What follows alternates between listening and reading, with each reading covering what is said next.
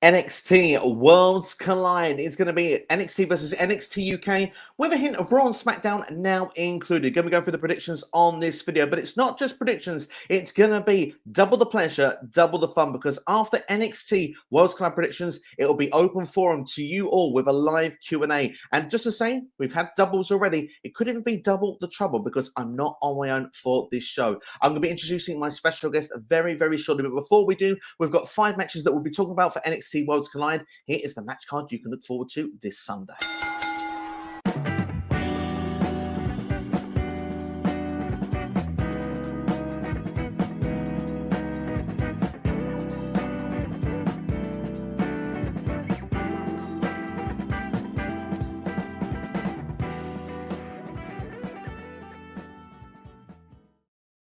So as you can see, quite a tasty looking show there. 5 matches I'm really looking forward to discussing, but I'm really looking forward to getting my guest on here today. A first time on the channel as well. He does watch-alongs with Raw, SmackDown, AEW, NXT and more. He does open boxes as well. He has all like the merchandise and stuff like that. He is all the way from the States as well, which of course fits perfectly for myself being from the UK. It is literally Worlds Collide. It is the one, the only. What time is it? It's Tino's time. Welcome, Tino, to the stream. How are you doing, my friend? I'm doing good. Thank you, man. I appreciate you having me on.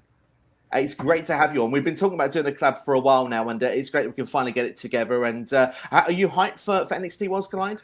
I am after last night. I was telling you, we were talking about it a little bit yesterday in your chat when you were with Jonesy and NXT Steve and everything. There wasn't really many matches announced, but last night there was like 3, maybe 4 matches announced. So I'm a little bit more hyped, and they did a lot of good like cameo appearances, and they did a lot of like, it seemed like they built like Tommaso Ciampa came up and built up Bron Breakker, and then like Rhea Ripley went and tried to build up like Meiko and Mandy Rose or Mandy.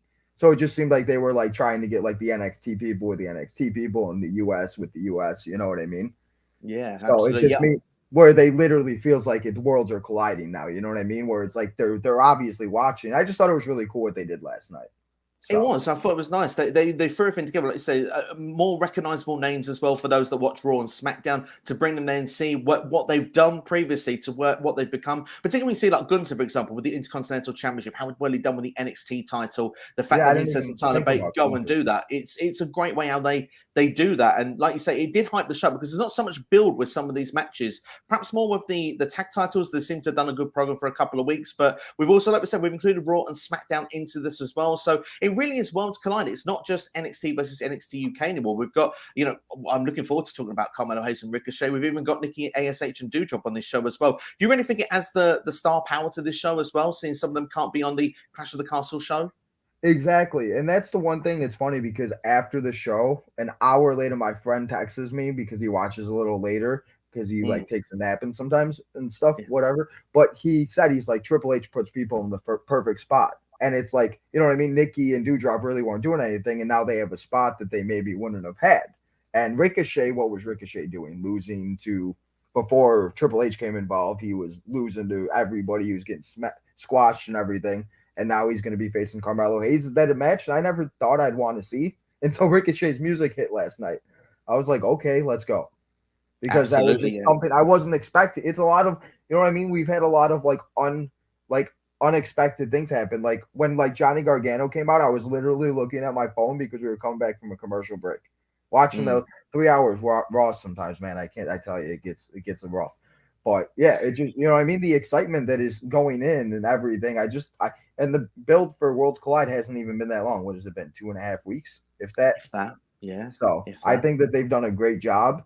And again, it's going up again. It's going to be before All Out. So you know what I mean? I think that's so.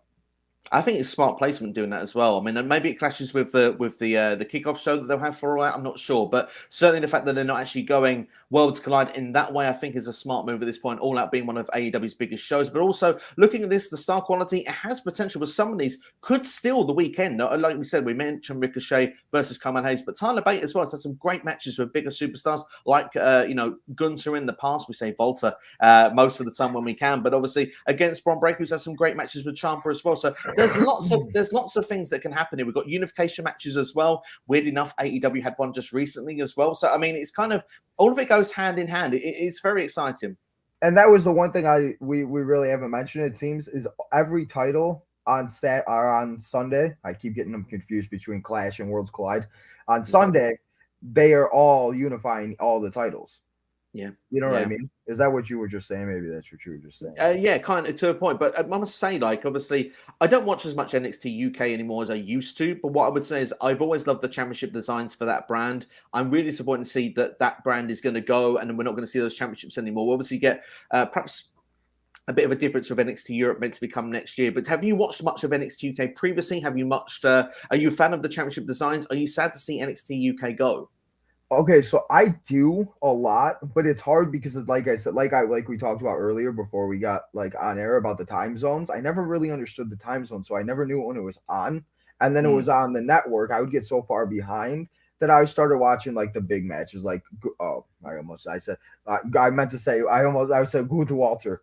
I meant the Gunther versus Ligino Dragunov and matches like those, or Tyler Bate and Walter and Gunther, like you know what I mean. But for a while there, I just had a hard time keeping up. I love the title designs. I actually have like 3 of them from my action figures. I got so many goddamn action figures.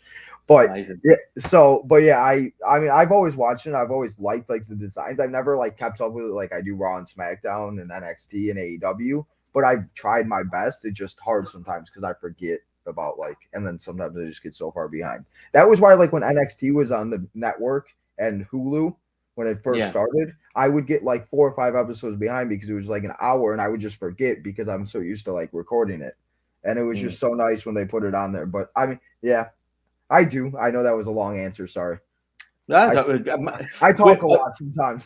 So that will make a beautiful podcast and live stream. Tell me, I tell you, because I can talk for ages as well. And you know, sometimes you see me do these on my own for a couple of hours as well. So I've got a funny feeling we've got some great conversations that's going to be coming during this stream today. So don't you worry. But before we go into matches, Tino, let's quickly go into the chat because there's quite a lot of people here. A lot have said hello. So let's go to see what they've got to say. Melina Ford has popped in and said, "Hey everyone, hope you're doing well, Melina. Thank you for checking out the stream. Hope you're doing well today." Thank you, Melinda. What's up? Yes, absolutely. Did I say Melina or Melinda? If I said Melina, I do apologize. I meant Melinda. Noob and Co in house as well says, "Hello, Steve and Tino. How are you doing today? We are doing well. Thank you. Thank you for checking that stream. Too Sweet Carl in the house as well. Last night's build was fantastic. We have to agree with that there. We're quite hyped for this already. And Too Sweet Carl will be with me tomorrow talking about AEW All Out. That's the predictions live stream tomorrow. So yeah, it's a busy this week on SCW. We've already done Clash in the Castle, which was yesterday.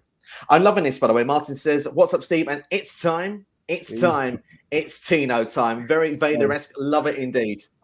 I need to come up with like a theme song and like have like somebody like sing it and be like, "It's Tino's time. It's Tino," and have like B-roll of all like my episodes. I'm available for voiceovers. Just give me a shout anytime, man. I'm there for you. I'll probably make that phone call. Ed Fryers in house says, "Hey guys, this card is incredible, and I think it's the best card of the weekend. It certainly, I think, could actually surprise a lot of people this weekend. I mean, like you would say, a lot of hype with the Clash of the Castle, with All Out. Do you think that this has potential to have show still a potential on the weekend?" I think it does, and like we talked a little bit about the match, I think Ricochet and Carmelo Hayes, I think, is one match I didn't think I wanted to see it, and I think it's one that could easily steal the show. Or like, you know, I even like the Fatal 4-Way Tag Team match. It is an elimination match, and I don't know about you, but I love elimination matches. When I was growing up, all I would watch is the Elimination Chamber. I would watch like just like Battle Royals, Royal Rumbles. I just love the elimination aspect to it. So I think that it's going to be really good. And I think that those 8 guys are just going to tear each other apart, especially the chaos that happened last night. Absolutely. It took a locker room. I think that there's a few matches that can. Absolutely. It was a locker room that took to pull them apart as well there. And I've got to say, I'm looking forward to diving into, we will be diving in a couple of seconds. But Melinda, thank you so much for subscribing to the channel. And I should say as well, everyone, please subscribe to Tino's Time as well if you haven't already. The link is in the description of this video, so you can make sure to go and do that as well, please. And also, just quickly, got Brock Randolph in house. Good to see you, Brock. Who is going to win 2 championships? We're going to be answering that for you very, very shortly. Although they're not spoilers, they're just predictions. Sorry, Paul Heyman. Martin, we're not Paul Heyman. No, we're not indeed. No, I'd love to have the genius though that is Paul Heyman's brain. I tell you, massive for the business. Martin says Worlds Collide feels big, but from what happened last night, it should have been called WWE Worlds Collide. Honestly, they have actually added the Raw and SmackDown element into it, so I can see where you're coming from. But with NXT experience, and obviously they do drop been in NXT UK. Nikki ASH, of course, was Nikki Cross in NXT, Ricochet in NXT. Do you reckon it's still fine with the NXT Worlds Collide title? Huh? I'm sorry. Do you think it's fine with the NXT Worlds Collide title instead of being WWE Worlds Collide? Oh yeah, no, I'm sorry. I thought you meant like the actual title. I just want to make sure I answer it. No, I mean, yeah, but like I said earlier too, I think that they fit him in the right place. You know what I mean? Like Ricochet really wasn't doing anything. He lost. He got squashed a little bit, and then he finally had a good matches with Corbin when Triple H got in charge and everything, and he showcased like a lot of people have in the Triple H era. And Nikki and Doudrop haven't really done anything, but all of those people have all been in NXT before. Piper Niven was in NXT UK, like you said, and all those people. You know what I mean? So it's not like they brought somebody that's been on Raw or SmackDown. I just can't even think of somebody off the top of my head that never been in NXT. You know what I mean? Like they brought in Dolph Ziggler. Like Dolph Ziggler was never like everything that he did was good, but like you know what I mean? Like So I think it's like good where they put them. I think it's still Worlds Collide because they are still kind of colliding because it's matchup we haven't seen before. That's the other thing. It's not rematches. And I think I listened to somebody who said we've seen like 4 rematches in the Triple H era so far, and that's like great because at Vince McMahon it was rematch. If I had to watch another Jey Uso versus New Day Kofi Kingston on a Raw or SmackDown, I'm just gonna lose it. So. I think it's funny though. Somebody should definitely make a meme. I'll share it. Like they like to make these crazy memes. Absolutely. Well, I'd say if you were to go crazy to a Jey Uso versus Kofi Kingston match, it'd be great for one of your live streams to see you go with Meiko. So I do sometimes. You should, if you watch the full one, you should see my hair from the beginning, from when I say "Welcome to Tino's time" until I say "Everybody, I'll see you guys all until the next live stream." It's awful. Especially Raw, man. Like it's been better, but when I first started it and everything, it was just not a good time. I'll be making sure to check out more later ones. Usually it's out of the time zone, so I sort of switch out, don't I? Usually I get in the early doors, but then I don't make it to the end. I'll make an effort to do the next day where I can see the rest of it. But last comment, then we'll quickly go into the predictions then. Like I say, later on in this video, we'll be going full open Q&A for you as well. Theory will fail to cash in as of now. Potentially could be correct. We'll have to wait and see, but he wouldn't be cashing in on this show. Obviously, maybe. Austin Theory as well. It looks like he's getting his first name back as well at this point, according to WrestleTalk. That's the other thing. Matt Riddle is Matt Riddle again. It felt so good when I heard that on Monday. I had to go back and watch it. I was like, "Oh, that's great." And that promo that those two did was phenomenal. So it's great to see these guys and girls get their first and last name back. Now let's get like the name changes, We need to see it. We need to see those name changes back. But I tell you what we also need to do. We need to talk about Worlds Collide. And I'd say this was the last match that was put in, but I'd say it's the first match we're going to talk about. For the North American Championship, we're going to talk about Carmelo Hayes going to be defending that championship against Ricochet. We already said we didn't think we were going to see it. We're really pleased that we are seeing it. We didn't know we needed to see it until we saw Ricochet come through that curtain last night. There's not much to say, really. Ricochet held the championship up. We had the stare down. Carmelo Hayes kind of more or less said that Ricochet can't talk on the mic. Well, he put Hayes in his place this week. Even Trick couldn't square up either. This match could be an absolute barn burner. Obviously, both are fantastic in the ring. How do you see it playing out? Do you see Carmelo Hayes retaining? Do you see Ricochet winning? And do you think that, like I said earlier, during this will be the match of the weekend? I think this match could go either way. Like, there's a lot of ways that this match could go because I don't think Ricochet would win, but I think it's a possibility. Where like, you know what I mean? Where I think like we should all like expect Carmelo Hayes to win, but I think that like there's just a shot that Ricochet wins. The only thing is like if Ricochet does win, then does he stay in NXT? Do they bring Carmelo Hayes up because there's going to be a draft, but they said not until WrestleMania? You know what I mean? Like if they're going to keep Ricochet down there and they're going to do that and they want to keep that rivalry, because you know what I mean? Like I said, with the right place, that's the right place for them maybe right now. So I think that this could go either way. I personally am going to stay with Carmelo Hayes to win because with them saying the draft now is not until WrestleMania, I just don't know how they're going to have, like, I don't know. But I could be completely wrong. To be honest, I don't trust WWE. It's like a trust issue with like a girlfriend because they've let me down so many times. So it's like, you know, But yeah, that's how I think it's going to go. So I think Ricochet definitely have a shot, but I'm going to take the A champion, Carmelo Hayes, to stay the champion. Absolutely. I mean, Trick will probably get involved. You know him. He'll pull some shenanigans and he'll try to pull out a table or a chair or something. So you could see that going down, absolutely. And the thing is, like as you said there, Carmelo Hayes has been the A champion. He's been arguably one of, if not the best North American champion of all time. He's had such a long reign. He's had 2 reigns with that championship now as well. I do disagree with Ricochet. I remember Carmelo Hayes matches as well. He unified the Cruiserweight Championship at the start of the year against Roderick Strong. He had a great match with Cameron Grimes as well on a couple of different occasions. So, I mean, for me, I think Carmelo Hayes has done some great work, but I do think this could be the match that everyone remembers after they've done it. I agree with you. I think Carmelo Hayes is going to pick up the W as well. But one question I will ask you just before we go to the chat.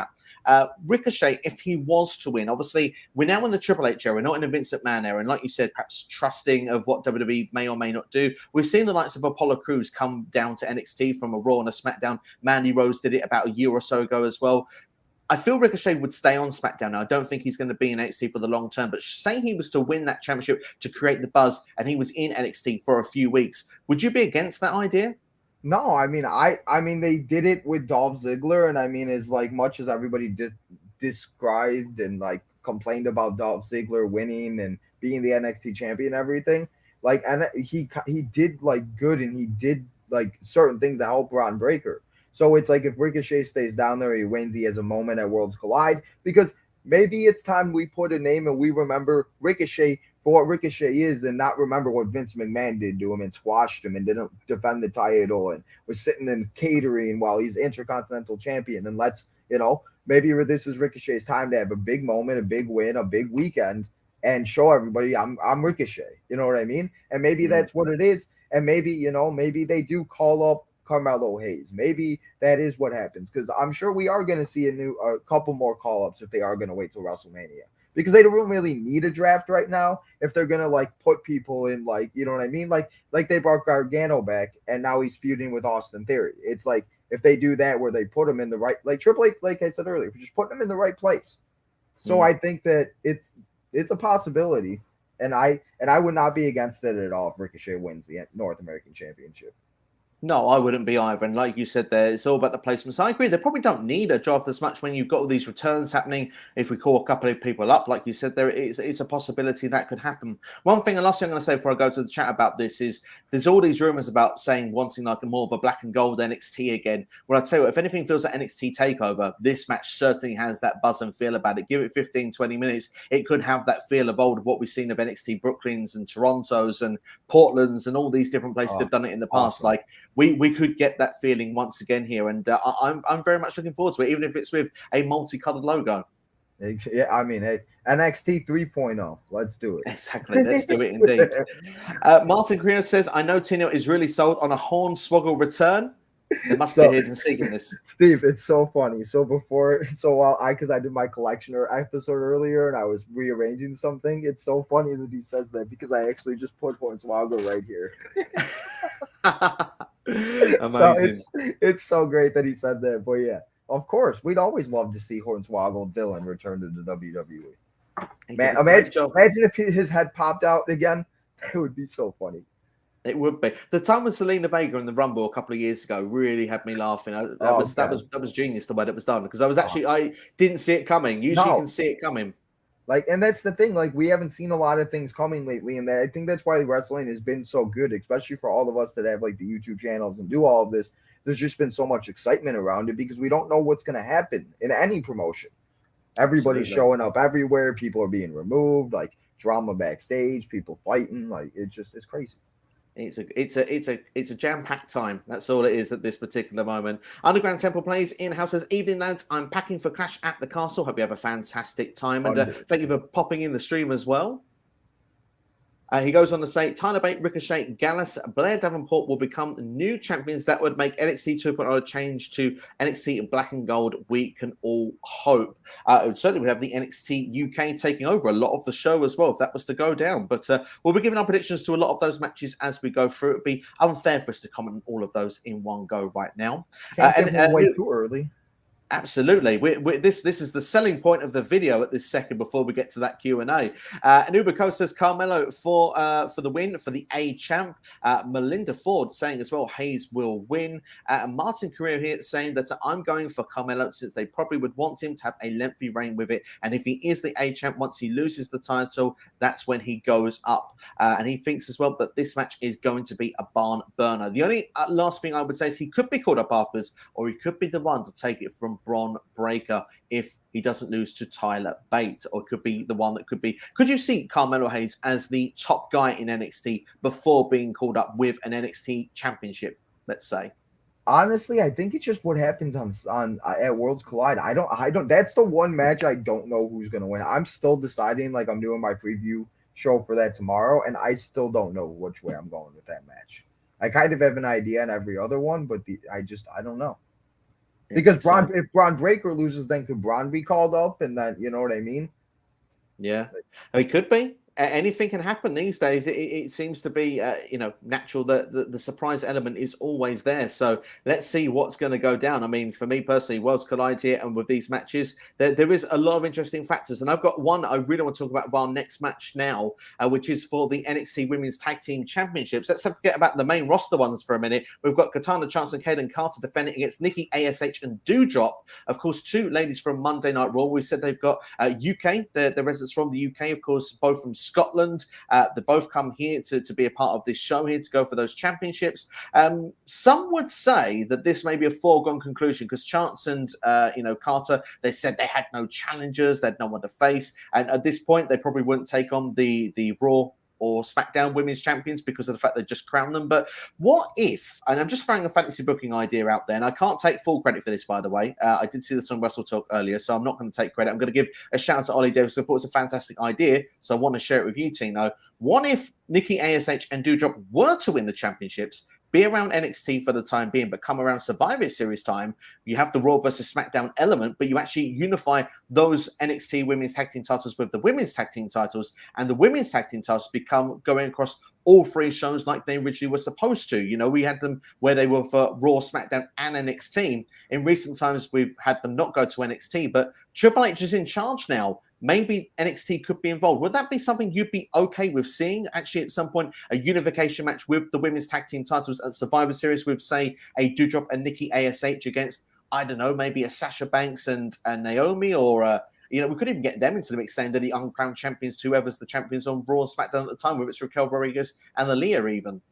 I mean, yeah, and that's I have a fantasy booking idea, and I'll get to that. But I mean, I honestly would not mind it, because if you think about it, the tournament that they definitely did a lot of wrestling, but how many of them were really tag teams? Like, there really weren't many of them like that were actually tag teams. They put Toxic Attraction. It was cursed. Literally, they put a tag team in. Toxic Attraction went in, made the debut, got concussion, got hurt. Not Nikki. I was thinking Nikita and Zoe Starks. They come in, and then Nikita can't come in because she's not vaccinated, and Zoe got hurt. It was just like every single time they tried to put a tag team. But if you go from NXT, Raw, and SmackDown, you combined all three of them with Katana Chance and Kaden Carter, Toxic Attraction. You put you put Sasha and Naomi. We have Damage Control. Is that the real name yet? Have they made that official yet? Not official, from what I'm knowledge, no. But I feel like that's the name. It's what we're going with. That's what I keep going with. But yeah, I mean, I think if you combine the three brands into like the three women's rosters into one, you could have a really solid women's division with the rumors of Sasha Banks returning. And maybe we see other people return. Maybe. I mean, who knows? Like you said at this point, who knows who we see return? I mean, we obviously wouldn't see Cassie Lee return because she's pregnant and everything, but maybe we see Billie Kay return at one point, and maybe they, you know what I mean? Like, I think that it would be great because I've been watching Casey Capizzaro since she was on American Ninja Warrior for the last like 10 years. I think I've been watching since I was like 12, and it's just crazy to see like her as a championship in like wrestling now. And I think like those two are finally getting the chance that those two deserve. So I wouldn't even mind seeing like them keep them and see like Katana Chance, Kaden Carter, have Sasha Banks and Naomi return, and then have Damage Control and have that three-way. I think that would be a great match too, because You know what I mean? Where like and Nikki and Dewdrop wouldn't be mad about that. But can we please bring Piper Nevin back? I don't mind it, but can we just get rid of Ash and put Piper Nevin back? I don't think it's that hard. We got Austin Theory, we got Matt Riddle. You know, I'm hoping it's coming. I really hope that we're on the way with it. If there's been, I know Dewdrop did an interview recently with, I want to say Alex McCarthy from Talksport, and I know he's done ITR Inside the Ropes as well. And I believe that she said that she'd had a meeting with Triple H discussing future plans for her and also discussing about the name. So maybe this was the plans. Maybe it was, you're not going to be at Clash of the Castle. We're going to have you at this show. Maybe your future is going to be a women's tag team champion, but on NXT for the time being. And maybe, just maybe, they could, because if you're in NXT, that's the time to rebrand yourselves. That's the time to repackage, if you will, because you're setting yourself then for an audience to be called back up again to go to Raw and SmackDown to beat the finished article. That's what you're meant to be when you're there. So I would really be hyped for that if they were to do the repackaging here, get Piper Niven back, have the likes of Nikki Cross back as well, have them as the team, beat Chance and Carter, and then like you say, we bring them up, we merge those tag team titles. I think that would be a good way. Whichever teams they would go against doing it, I think would be a lot of fun. But I think ultimately it comes down to the question of, is it going to happen, or is Carter and Chance going to retain here?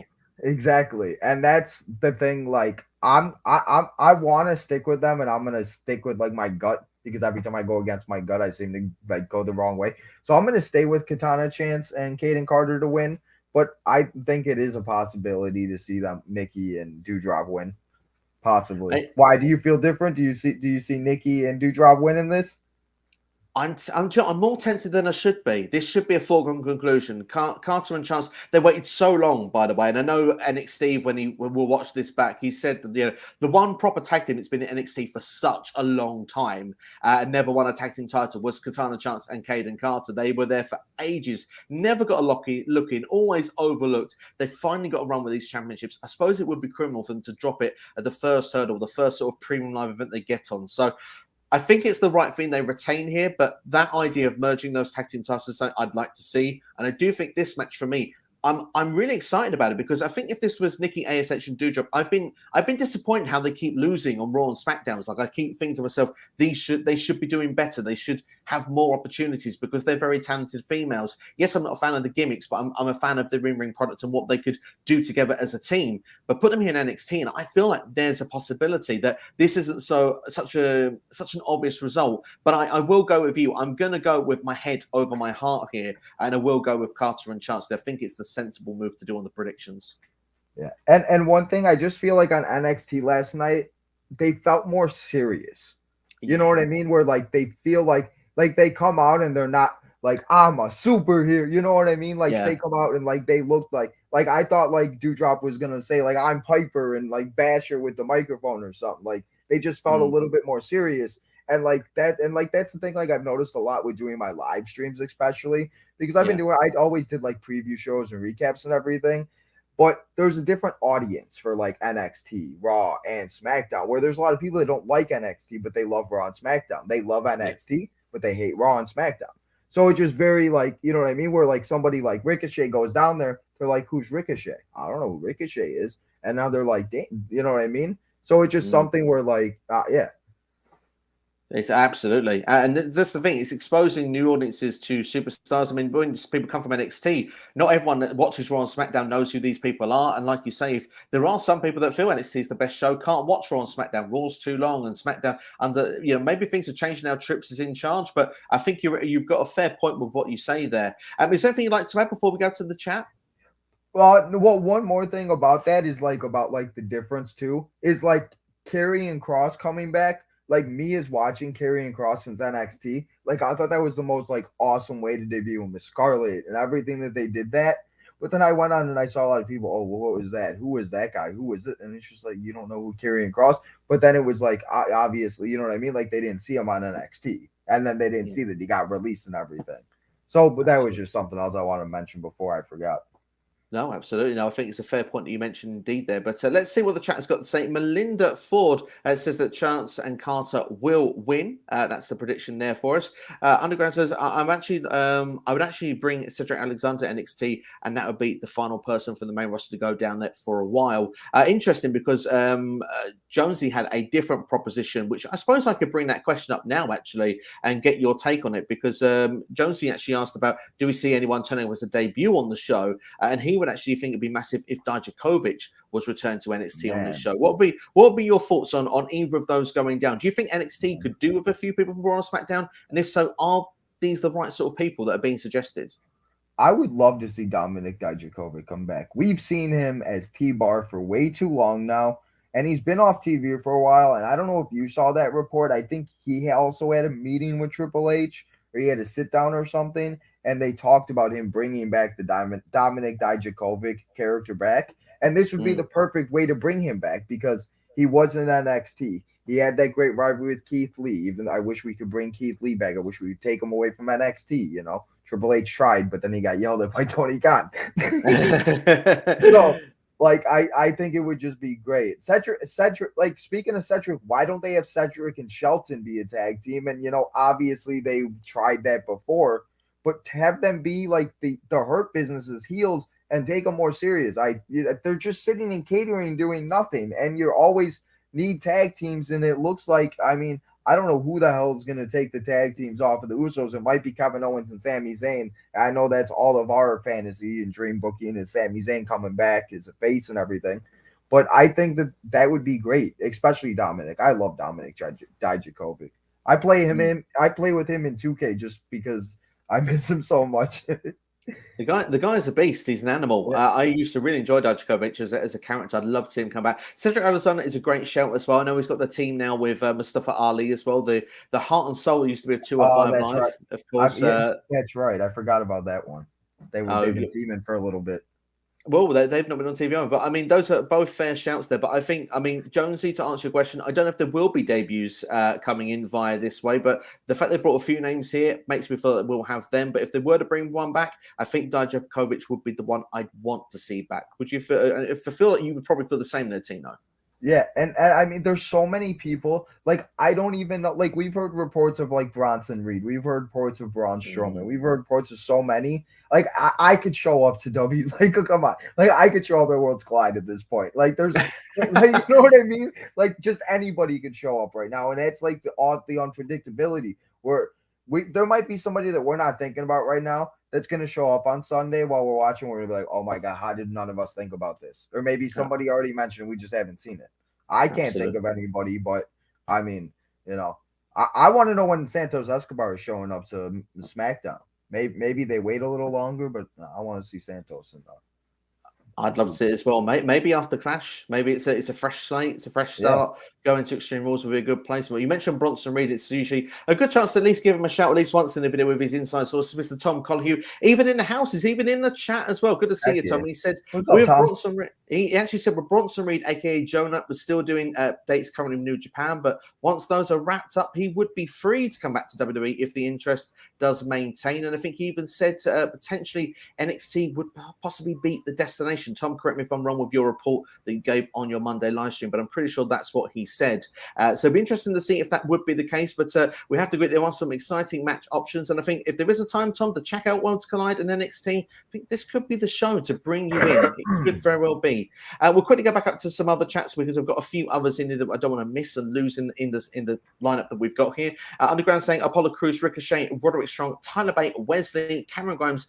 Goodness, Jano Vig, Josh Briggs, Wesley. Looks like NXT 2.0 has some underrated talents down there. Yes, I would agree. And Tino, I hope you would as well. I thought he was going to say they were all going to be called up for a second. I was like, wait a minute. That'd be a lot, wouldn't it? Yeah. And honestly, he'd love to see Ricochet win, and so we could get Ricochet versus Wesley for the North American title. Oh, fantasy booking at its best. We'd love to see the match as well. If they're not going to bring back Nash Carter, please, that's another guy. Do something. Like, why don't they bring back Nash Carter? Like, I know everything that happened and everything, but I mean, I'm sure that they could come. Like, you know what I mean? Like, like Wesley isn't doing like much right now. I just feel like, you know what I mean? He comes out and he does those little segments, but I think Wesley is a great like talent that, you know. Yeah, Wesley could do a lot. I mean, for me, obviously he had his team with Nash Carter. Nash Carter no longer with the company. So for me, like you say, push him as a star, push him as certainly for the mid card, the North American title scene would be great for him. I understand they're doing almost like a lost and found story, like they did with Johnny Gargano years ago. But it takes time to get there. But I mean, for me, I would like to see a couple more wins come to his name. And I think now he's got a few potentially starting with JD McDonough after NXT this past week, who is playing the creep, apparently. Not as creepy as Joe Gacy, but certainly playing Oh a my creep God, nonetheless. man, creepy. Creepy indeed. Nubico saying go with Nikki ASH and Doudrop winning because Casey Square were there just to win it, and that's it. So there you go. That's a prediction there. West Coast Popcast in the house as well. Great to see you guys. Hope you're doing well. Last night was great go home show. Sold us on Worlds Collide for sure. Could Melo versus Ricochet, Gunther versus Sheamus steal the weekend, or what other match will? So let's go through it. One match can steal the entire weekend. We're talking 3 different shows here, but let's add in All Out as well. What's the one match currently of every match available that you're most looking forward to? Do you think will steal the show? Man, there's a lot of matches. All 3 shows. Well, I think I have all of them written up, so that's good. But honestly, I do think that the one match that could easily and will probably steal the show is the Gunther versus Sheamus match. I think this is one that we've all wanted to see. And with Gunther finally getting a push, especially in the rumor about Vince possibly burying him and just getting rid of him, I'm so happy that they've just made it prestigious about the United States champion, the Intercontinental title. They tried with the women's title on finals on Friday. They showed a few video packages. So I'm looking forward the most to Gunther and Sheamus out of this whole weekend. I mean, they just don't even have a main event for All Out. Like, I don't even know about All Out. Like I will say this for somebody that lives here in Chicago and that tried to get tickets. If I was going to pay a lot of money for those tickets as much as they were, and you don't have a main event, which it might be Punk and Moxley. Hopefully they announce it tonight. But I just would be really upset not knowing like 5 days in advance. You know what I mean? Where I'm getting excited. Like when I went to Hell in the Cell this summer, Cody Rhodes versus Seth Rollins was announced. So I was able to make a poster. I was able to, you know what I mean? It just, so. But yeah, Gunther and Sheamus is my match. I totally agree with you with the AEW stuff, by the way. But I have to agree. I think Gunther and Sheamus is the one I'm most looking forward to. Melo and Ricochet was a match I didn't expect to get, but I'm really hyped for it. The match that will steal the weekend, though, should the result go for the UK crowd, would be Drew versus Roman if Drew wins. But it's the big if at this point. I think then that would be WWE history, and in fact wrestling history, because Roman's been at the top of the mantle for so long now. But certainly for match quality at the moment going in, Gunther versus Sheamus is the one that I am probably most looking forward to. But Melo and Ricochet is a close second. From an AEW perspective, that trios match tonight is something I'm really looking forward to. Forget All Out. I'm looking forward to Kenny and the Bucks against Will Ospreay and Aussie Open. I think that is going to be amazing, especially after Ospreay and Aussie Open last week had an incredible match with Lucha Bros Death Triangle, and to put Kenny and the Bucks in there, it's going to be a barn burner. Tony giving away free TV. He should put that on pay-per-view. He's giving away far too much for free. Nubico saying we might be seeing Tara Valkyrie come back to WWE, and we might see Kylie King and Genocide as part of the women's tag team division. Be interesting if all of them would have come in. I am aware of all 3, but I'm more aware of Tara Valkyrie of the 3. Kylie King, I've seen a few of her performances recently on AEW Dynamite. I would have thought she would have stayed there. She's doing a few more appearances for AEW recently. But would you be a fan of seeing all those 3 ladies a part of NXT and a part of WWE at some point in the near future? I think Kylie King is from what I saw from her, like the few times she was on like AEW, I really liked her, and I always, how do you say John Morrison's wife's name? I always say it wrong. It's so bad. Taya Valkyrie. Oh, it's Taya. Okay, Taya. I say it right to say Tyra or Ty. It's so bad. But yeah, I think she didn't get the opportunity that she deserved when she was in NXT. We only saw her a handful of times. I think she's somebody that would be great, and we would just be able to see, get the opportunity. And that's the great thing. Even like the girls that competed on Raw in like the 6-woman tag team match with Alexa, Bianca, and Asuka, they were 2 of them were from AEW. I forget where the other one was at. So just getting the opportunities is great for these people. So yeah, I would love to see all of them. It would be fun. I mean, of course, it's fresh matches, fresh wrestlers. So, of course, always in, always up for it, certainly, any sort of given point. Martin Career says, if the women's tag titles get unified, from that point, is there a reason to call up women tag teams from NXT? There would be in the long term. I mean, the idea would be, for me, would be to see people from Raw and SmackDown come down so that you can boost ratings. Say, for example, I mean, everyone assumes Sasha and Naomi will eventually hold those championships, but even if it's like an Io Sky, Dakota Kai, even if it's a Raquel Rodriguez and Aaliyah, if they come down, they might help and boost a pop for a week there. But of course, if one of those teams wins the championships, they get exposed to Raw and SmackDown. Maybe they have a reason to come up and get an exposure for 3 or 4 weeks, see if they're ready to be there on a full-time basis. I think that would be the idea of having the all 3 brands for one tag team title. Do you think that that's a clever way to try and introduce new people into WWE's mainstream product, or do you prefer just having work in NXT, come in as the unknown, and then just do your thing when you get to Raw and SmackDown? I mean, I think either way that it could work, and that's the thing. Like Triple H, I trust Triple H a lot more. That I think when he does bring people up, he's not just going to bring them up just to bring them up or put them in a spot where he's going to, like we've been saying a lot, putting them in the right place.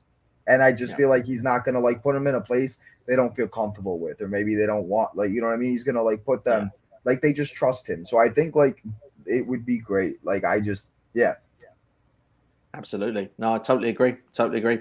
Underground says, why did they even introduce NXT Women's Tag Team titles when they already had the WWE Women's Tag Team titles? I'm sure anyone with a brain could have had those defended between all 3 brands. No need for 2 sets. Well, I mean, there's merchandise as well. That's probably what it comes down to a little bit. But of course, COVID hit as well. They didn't want to mix the rosters.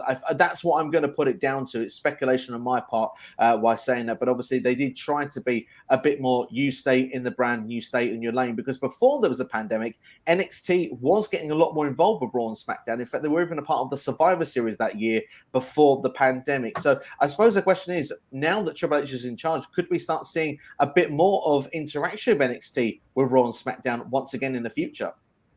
I'll tell you what, Steve. I was at that Survivor Series weekend. Me and my friend went to that SmackDown, the War Games, and Survivor Series. And then we went to the Monday Night Raw. We stayed Friday through Monday. And that whole week watching it, just getting the hype, and NXT invading like DX did WCW, and watching them just tear each other apart live on SmackDown was just awesome. So I would love to see it. And it's one of those things I never understood why they weren't a part of it. Like they should, like they did ECW, like what, 2007 or way back in the day they did. And I just think it would be great. And I just think that there's like a way to do it. So it's like, you know what I mean? Where like we shouldn't see it all the time, but around like October, November, like beginning of November, like start seeing people show up. You know what I mean? Like I just think that would be great. I think NXT should be a part of it every single year.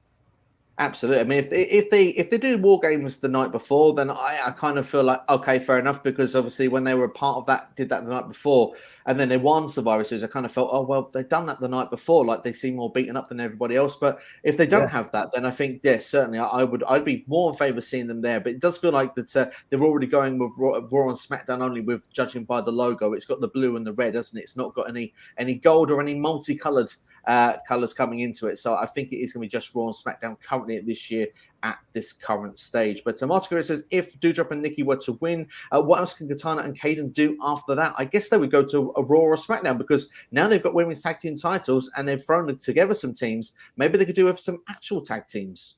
Well, and that's the thing. Like, if they do lose, what are they going to do? So that's why I feel like if they do win, it's like, you know what I mean? They're still the top of the NXT women's division, and you could do, like, you know what I mean? Like, obvious, like if you want to build that rivalry a little bit, you know? Like, why don't we see rivalries more than we used to? Like the women's rivalries, like even women's rivalries without titles, we don't need.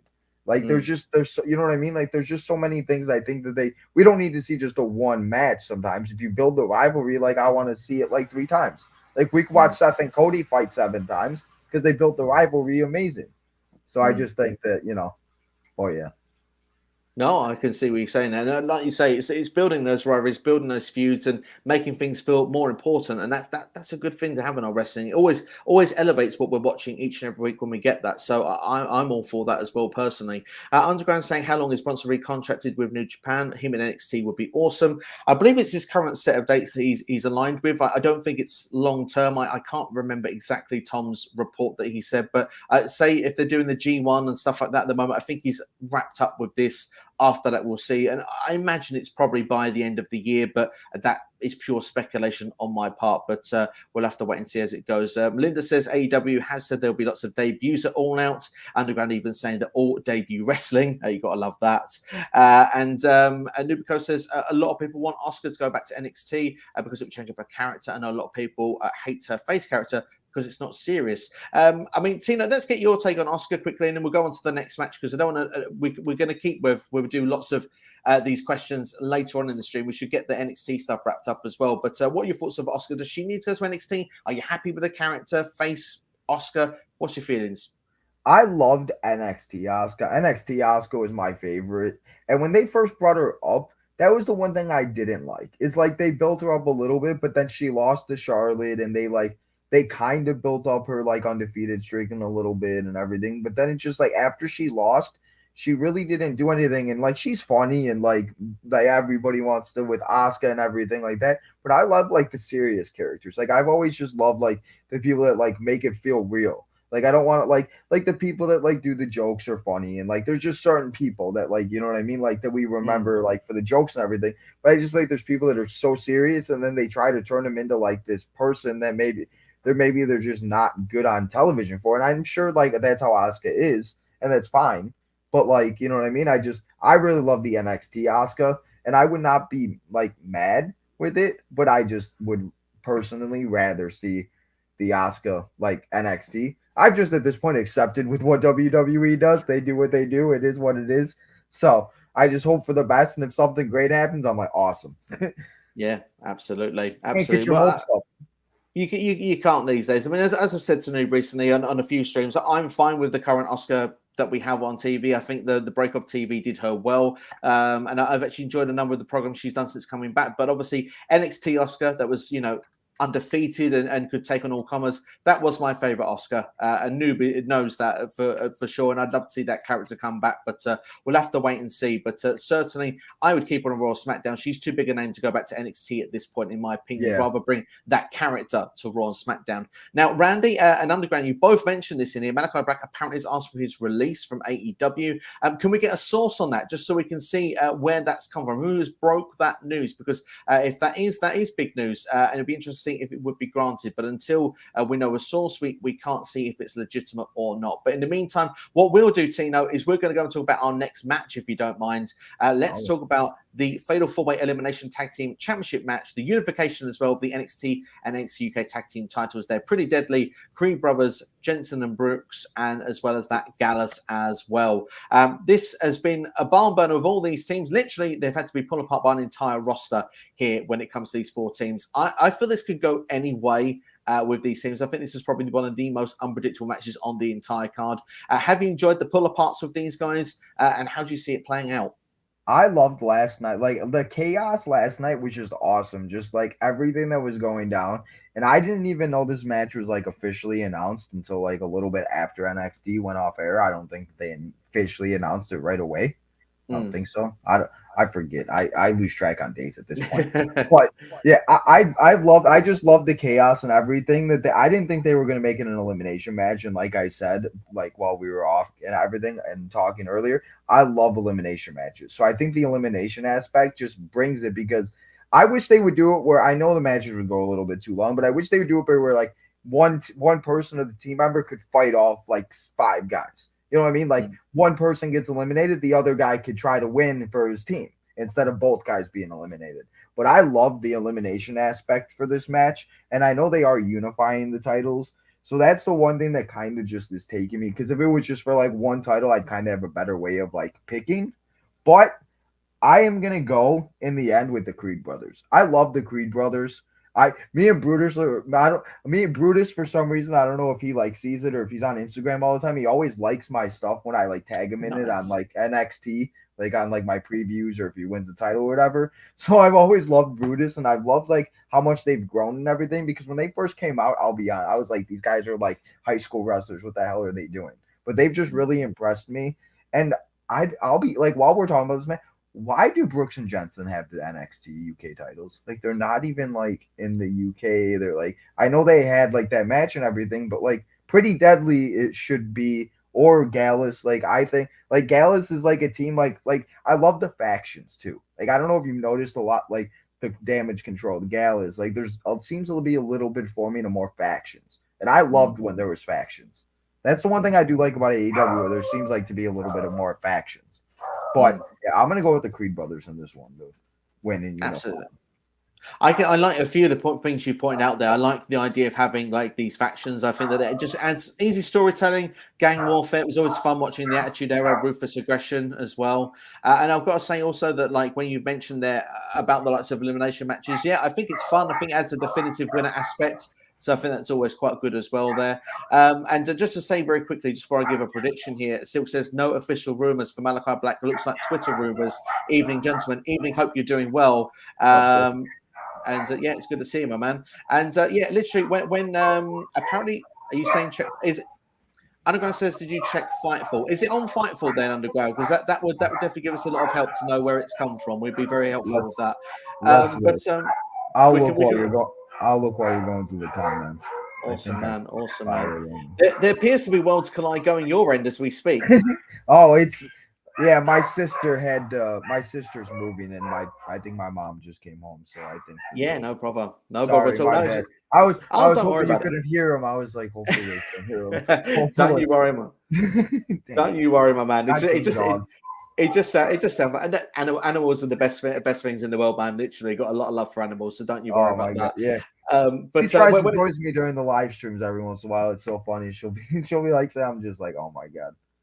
Everyone loves a cameo. Do you know what I mean? That's what it's all about. We had loads of cameos in NXT last night as well. And look how many people talked about it. We love a cameo. So if one of them want to pop their heads on screen, they're more than welcome. But for when you said that the Creed brothers, I did think they would win originally. My thought was that potentially, you know, there has been this friction of Roderick Strong. I think he's the key element that could change things. But, you know, at the same time, I have this feeling Gallus are going to win because, in my opinion, NXT can't win every single match, and I feel that they are going to be someone that might just, you know, that if NXT win most of the matches, then it looks like a whitewash. No, NXT UK is going out, but this is a great opportunity to bring new talent into the show as well. And I think Gallus, the Gallus firm, you know, they've done some great things in NXT UK as a trio, and I could just see them leading the tag team division. We could carry on Gallus versus the Creed brothers after this. So to be different as well, I'm going to go for Gallus. Hey, I mean, that's fine. Yeah. Oh, maybe I just don't want any of the UK people to win. Hey, it's Worlds Collide. It's what we do. Do you know what I mean? So absolutely. There does seem to be some confliction still on whether that report is true. I didn't see anything. The last thing that I saw was the thing with Finn and Bron. It was like the results of NXT last night. So I don't know. Yeah. I'm sure if it is, I'm sure like all the YouTube content creators will be going live in about 15 minutes. So absolutely, but do stick around with us because we plan on going for more than 15 minutes, I think, at this rate, because we've got to take some of your questions as well, including this one here from Elijah. Hope you're doing well, Elijah. Do we think that a main roster invasion for NXT Worlds Collide or for Clash? Probably not, because of the fact they're going to be on different continents. I mean, you know, one of the shows is going to be in the States and the other one will be in Europe. So I think it's going to be hard to do that. But something for the people that are not involved at Clash. I mean, we've got people that are technically invading already. So I don't know about a long-term thing personally. I'm going to say no. I think the people that aren't on like Clash, possibly, that like, you know, maybe they show like, maybe they start another rivalry or something. Because that's the other thing. How long is this pay-per-view going to be? Like Triple H pay-per-views, like when NXT Black and Gold, weren't very long. No. AEW, the All Out starting at 7, like my time here in Chicago. And it's like, how long is it going to go? So it's like these you know what I mean? So it should be really interesting to see, because I think it's starting at 4. I think that's like 3. Is it 3 or 4? I get confused. I thought I saw the time zone for the UK. I think it's starting at 6 p.m. I believe. Oh yeah, I think we definitely could, but I think it would be more of like a stare down, where like, you know, like how like the match ends and somebody will come out, they'll stare down, and then they go to the next thing. I think like to build something to see, because they're going to build something that have people want to tune into Tuesday, because there's, you know what I mean. I think you're just going to have to. And especially everybody going to be already trying to watch the pre-show for All Out and watching All Out and getting excited for that, and you know. So yeah, I'm with you. It'd be good to get people talking. It'd be good to see something like it, but Yeah, I think it's unlikely myself. But Elijah says, I got Gallus winning the belts and Roddy turning on Diamond Mine. So, yeah, great minds sort of seemingly think alike when it comes to that one. So we'll have to wait and see how it will play out. And Martin Career says he's going to go for the Creed brothers. So there's another vote there. So we're kind of tied on this one, Tino. We've gone different, but we're tied on the results there. But we will go to our next match as well that we're going to talk about. And this one really is unpredictable as well. It is the Women's Championship Unification Triple Threat match. NXT Women's Champion Mandy Rose, Meiko Sakamura, the NXT UK Women's Champion, and Blair Davenport. There is the wild card, the wild factor, the number one contender, someone who could just walk in with no championships and walk out the unified champion. Do you think that Blair Davenport could do the unthinkable and walk away as the women's champion? I do, because she's my pick to win this match. There you go. I do. I think that she could. I think that she very well could, because I think Mandy's going to be called up eventually. I think the reason why Toxic Attraction was back on NXT because they probably want Gigi to get better in the concussion and take a little time and whatever and everything. And I think her and like them will come up. And I think Meiko will. I don't know exactly what she'll do. I'm not crazy familiar with her, to be honest. Like, I haven't watched like a ton of her matches. I went and tried to like watch some highlights and everything, but I really haven't watched like a bunch. But Blair Davenport, everything I've seen from her, I've loved. And I think she'd be someone that would be great, that like someone new that we could see, fresh face on TV, that we could kind of build up. She kind of seems like she doesn't like people, so she could be that heel that like, you know, they could come out and be kind of like Mandy. And I know nobody's as hot as Mandy Rose, and we're all not going to drool over Blair Davenport. But I mean, I think Blair would be a great unificated. Because what are they going to call the is it going to be NXT? What is it going to be called? Still the NXT Women's Championship, I think. I think all the UK titles just vanish and the winners become the NXT Women's Champion or men's champion or tag champion. I hope so. And instead, hopefully they don't come up with like some random, like that's all one thing I hope that they do with the title designs that they're rumored to is like make some of the names like just like I don't know. Like I just feel like the Undisputed Universal Championship. It would just be like Unified Championship or Undisputed title, like back in, you know. It's a mouthful, isn't it? The current one that we've got for the WWE was the Unified Undisputed WWE Universal Championship, or something along that line. It's just like, man, too many U's. Yeah, man, like I'm losing track. Yeah, absolutely. They're just trying to make it hard for us content creators. I think that's the reason they do it. There's no other reason.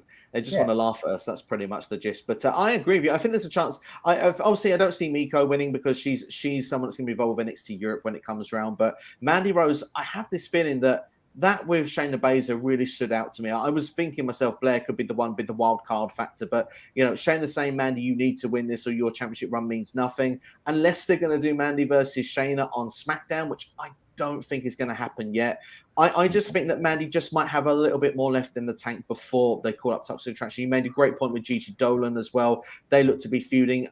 Looks now could be with Ivy Arwen and Tatum Paxley, I think is her name. And those two have not been bad as a tag team. You know what I mean? Like I think that those two, it gives Tatum a little bit of screen time. It gives, who knows where Diamond Mine's going. With Triple H in charge, who knows? Roddy could be on the main roster soon in the draft or just called up at this point.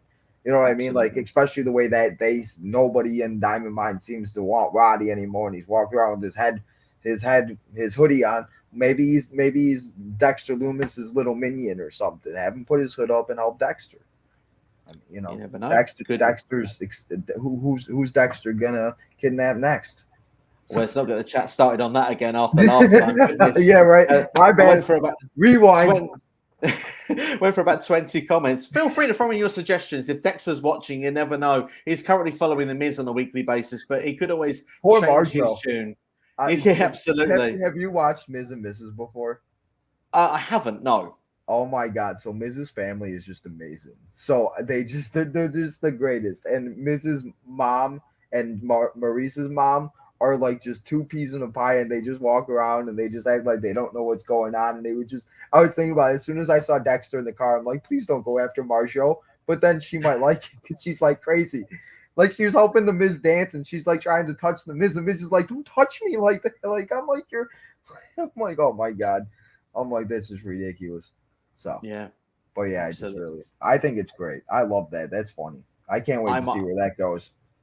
I may have to check out Ms. and Mrs. You've now plugged it to the point I think myself, I'm just going to have to give this a go, I think. Oh, it's so funny. It's one of those series, if you start watching, it's only like 22 minutes too, so it's not too long. Oh. And they have all the episodes. I think it's on Peacock or the network, one of the two. Is it on the network? And yeah, I know, yeah. So I would definitely check it out if you get some free time after this week. Take a couple days off, you know. I think we're all gonna need it after these crazy 7-10 days. We are indeed. And I'll tell you what, to give my prediction in for you very quickly, just to be different again, I think Blair Davenport was my pick before. I'm going to go with Mandy Rose, though, because here's the reason I'm going to do it. I think she's going to drop the championship at Halloween Havoc, a full calendar year, because she's still chasing other people's records, and I think it's winding people up, and I think WWE may want to continue just to wind people up that little bit longer. But yeah, I like they did that last night. Now that you say that, they mentioned that because Mandy was like, I'm coming after your reign, and I'm coming after, like, I like these long title reigns. Like, I'll tell when I was younger, now that I'm a little older and I go back, like some of John Cena's title reigns weren't the longest, but some of his were very long. And thinking about that, like it's nice to see some of them. Like Roman's is kind of getting stale at this point, but for a while there, it was like nice to see like a long title reign. Like I like the long term booking stuff. I like the long storytelling. I don't want to just watch a match, a new champion, and then something happens. You know? Yeah. It's nice. You want to get invested to everything. That's what wrestling's about. Like getting invested in the storylines. If there's no story, there's no interest, and I think that goes to a lot of people. It's funny enough because Adam Blompier used to always say this, but he said that the worst part about wrestling is actually the wrestling. It's the storyline narrative. It's the things that hooks him. He gets hooked in by everything else that gets him aura, that gets him invested in the match. Like the match, I can't tell you how many days at high school, lunch, high school, me and my friends would argue about John Cena and Edge, or John Cena, Randy Orton, or John Cena, whoever they were fighting, or Triple H in this game. Arguments. The teachers and the little people that would watch, like the teachers that would watch the lunchroom and everything, would tell us to have us be quiet because we were screaming so loud and having arguments about wrestling. Gotta love it. Gotta love it. That's what it's really meant to be like growing up. You got to have, and I'm guessing, was you Cena or Orton back in the day? Was it Cena? Let's go Cena or Cena sucks. I love Cena, but I've always liked Randy Orton too. But it's like one of those where it's like I've always like whatever like character they are. Like I love to hate Randy Orton, or I love to hate like these guys. So like Edge was the one guy because Edge was like that first rivalry with Cena when he cashed in on Cena at New Year's Revolution. I was so upset. I was so sad. It was like a sad day for me. Because I was like, I don't know why. Because then on Monday I had to go to school, and then I had to listen to all the Edge fans that would yell at me because he won the title. Those darn edge heads back in the day. Edge heads. Yeah, with your Zack Ryders and your Kurt Hawkins in the corner. Yeah, absolutely. I feel your pain. Although I must admit, I was an Edge fan back in the day, but I still am actually. But I did enjoy that cash in. Well, I've always felt a love hate with Cena. I enjoyed Cena at that time. It was around the 2010 mark that I got a bit more bored of Cena, I think, at that period, but that can come down to age as well. I'm one of them older Monia wrestling fans, if you will. Martin Career says we will see more NXT UK people, right? I don't think so. I mean, a load of them got released, so I mean, depending on what's going on, I don't think we're going to see many more than are already on this card. I mean, Tino, would you expect to see any other names that are not been announced for this show from NXT UK? No, I don't think so. And one thing about that, a lot of people like complained about it. They're like, "Oh, well, Triple H makes releases and nobody complains, but Vince McMahon does it." It's like Triple H did it to redo the roster and reshape the roster, and he's adding and he's doing, you know what I mean? Like he didn't like release like a Gunther, you know what I mean? Like if Gunther would have been released, that's who would have been released in that wave of releases if Vince was in charge. Let's be real here. So it's like one of those things where it's like they released a lot of superstars, but they're bringing in superstars because they also have a little bit of time to build it up. And, Triple H is going to be doing scouting. So I don't think we're going to see anybody come back or see anybody else. But, I mean, again, who knows? But I don't think we will. I just wanted to mention that because it really aggravated me when I saw that. I'm just like, why? Why are we complaining about it? It's like, you know what I mean? Well, Nick Khan's still there. Nick Khan's in a higher position than he was before. Nick Khan is the one that's in control of a lot of those releases, no matter who's else is there. So if Nick Khan is around, he's going to look for cost cutting all the time, and especially if he wants to bring certain talents back, they've got to cut it somewhere else. And NXT UK hasn't really been making the money, it feels like, for a long time. So it is what it is. But Silkcast, can we see NXT getting a reset of this show? Maybe lose the 2.0, maybe just be NXT again. We'd have to wait and see. I'm not sure on that. I'm praying. It'd be nice to see. Cause they just, I saw like a thing on somebody made it was just like the white logo of NXT. Like, why can't we just have that? Like, it's a new start, you know. It is. It's a fresh start. We'll have to wait and see. So we're not entirely sure on this one, but he would love to see Blair Davenport to win this. So Tino, you got another vote for your side there. And West Coast Podcast, it says, Steve, how does it feel for you to finally get an event where you can watch live at a decent hour, and are you watching Worlds Collide live too? Definitely be watching Clash of the Castle live. I can't guarantee it for Worlds Collide if I'd watch it live at the time, but I'm going to attempt to. For me, of course, it's very nice to be able to watch this at a decent hour. Gives me actually an opportunity to do reviews actually at decent hours as well, rather than always being a day late. I'm always like, everyone's talking about Raw in the States by the time I get around to talking about a premium live event usually. So it gives me an opportunity to at least be on time with everybody else. But I suppose I could flip the question. I mean, for you, Tino, obviously, this is going to be an earlier time for both Clash of the Castle and Worlds Collide. Does that affect your schedule? Like, are you working? Would you be at home? Does it not make a difference? Are you okay with this being good for the UK time zone as well? So I like in the other side of besides doing YouTube, I do Uber and stuff like that, so I can kind of make my own schedule and everything. So I don't really have like a full like thing. So on like days like this where it's like I kind of can make my own schedule, I could work a little bit more on like Monday where I only have a live stream. So I like this because sometimes like especially the pay-per-views, like I'm kind of excited for All Out. I'm kind of dreading it because it's gonna start at 7. I'm hoping they don't add any more matches because if there's like 10 or 11 matches, we're going to be up to like 11 or 12. So I like these because then we're going to, you know what I mean? We're up and we're not like falling asleep and stuff like that. And I know that's like for you guys, like you guys are able to stay up and watch it live and come in a couple of our live streams or hang out or talk on Twitter or interact with everybody. Because by the time you guys are watching, we've seen it all or we're doing, you know what I mean? It's like the next day. And I really like enjoy it because I'm just, you know, and honestly, like, they're like my family's going away this weekend, so I'll be able to watch it and whatever. Like I'll be live, but if I wanted to, I'd be able to watch it in any room. Like so, I like it. I really enjoy it, and then I do like the back-to-back pay-per-views. I kind of wish it was starting at like 2 to 5 and then 7, but I do like just everything kind of like. It makes it more exciting. I feel like this week just feels like a WrestleMania week, but it's not with just so much on, you know. So I really like it. I'm really looking forward to being able to watch wrestling at I think it's noon my time. Grab some lunch, get some, you know, have a good time.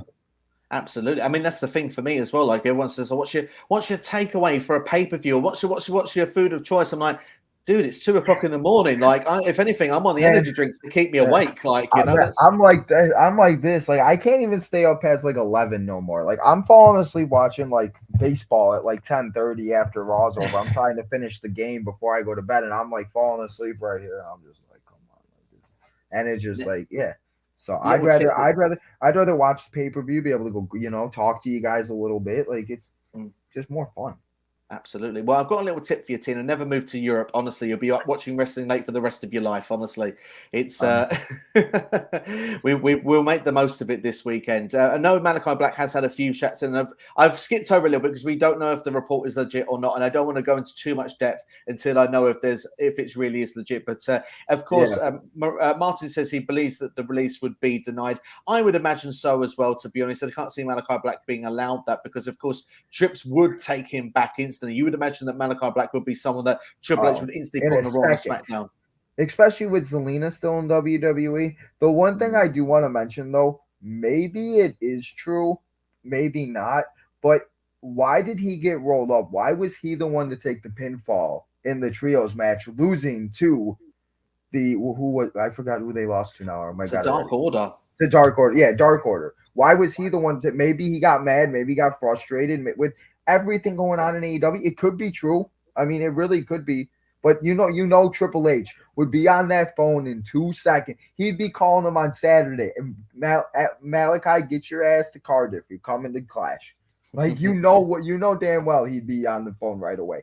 Because Triple H was fuming, sitting at home watching Black get released, Cole get released, Keith Lee get released, Isaiah Swerve Scott all these people get released. He's probably like, honey, why is your dad ruining my life? Why is he ruining NXT? Everything I built at home, he's ruining, and I just don't understand. So you know you'd be on the phone.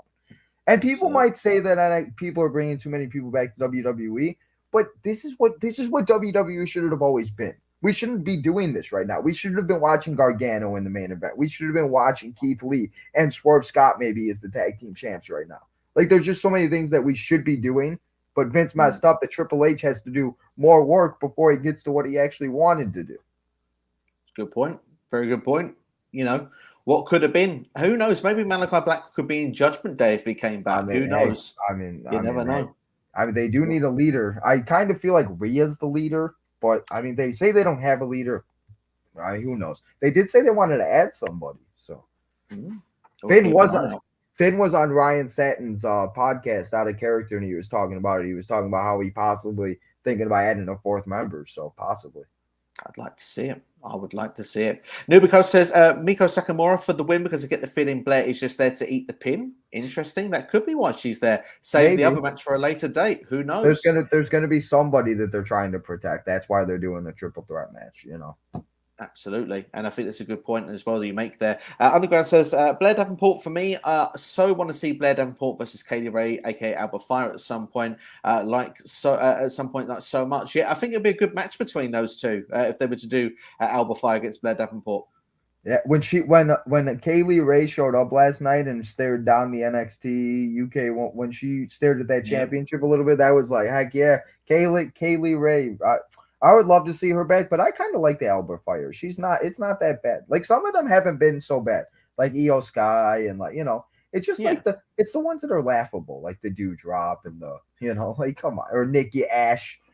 Why couldn't it just been Nikki? That's the one you could have just kept Nikki, but we had to act the Ash. Absolutely, almost got it right. That's what we can say there.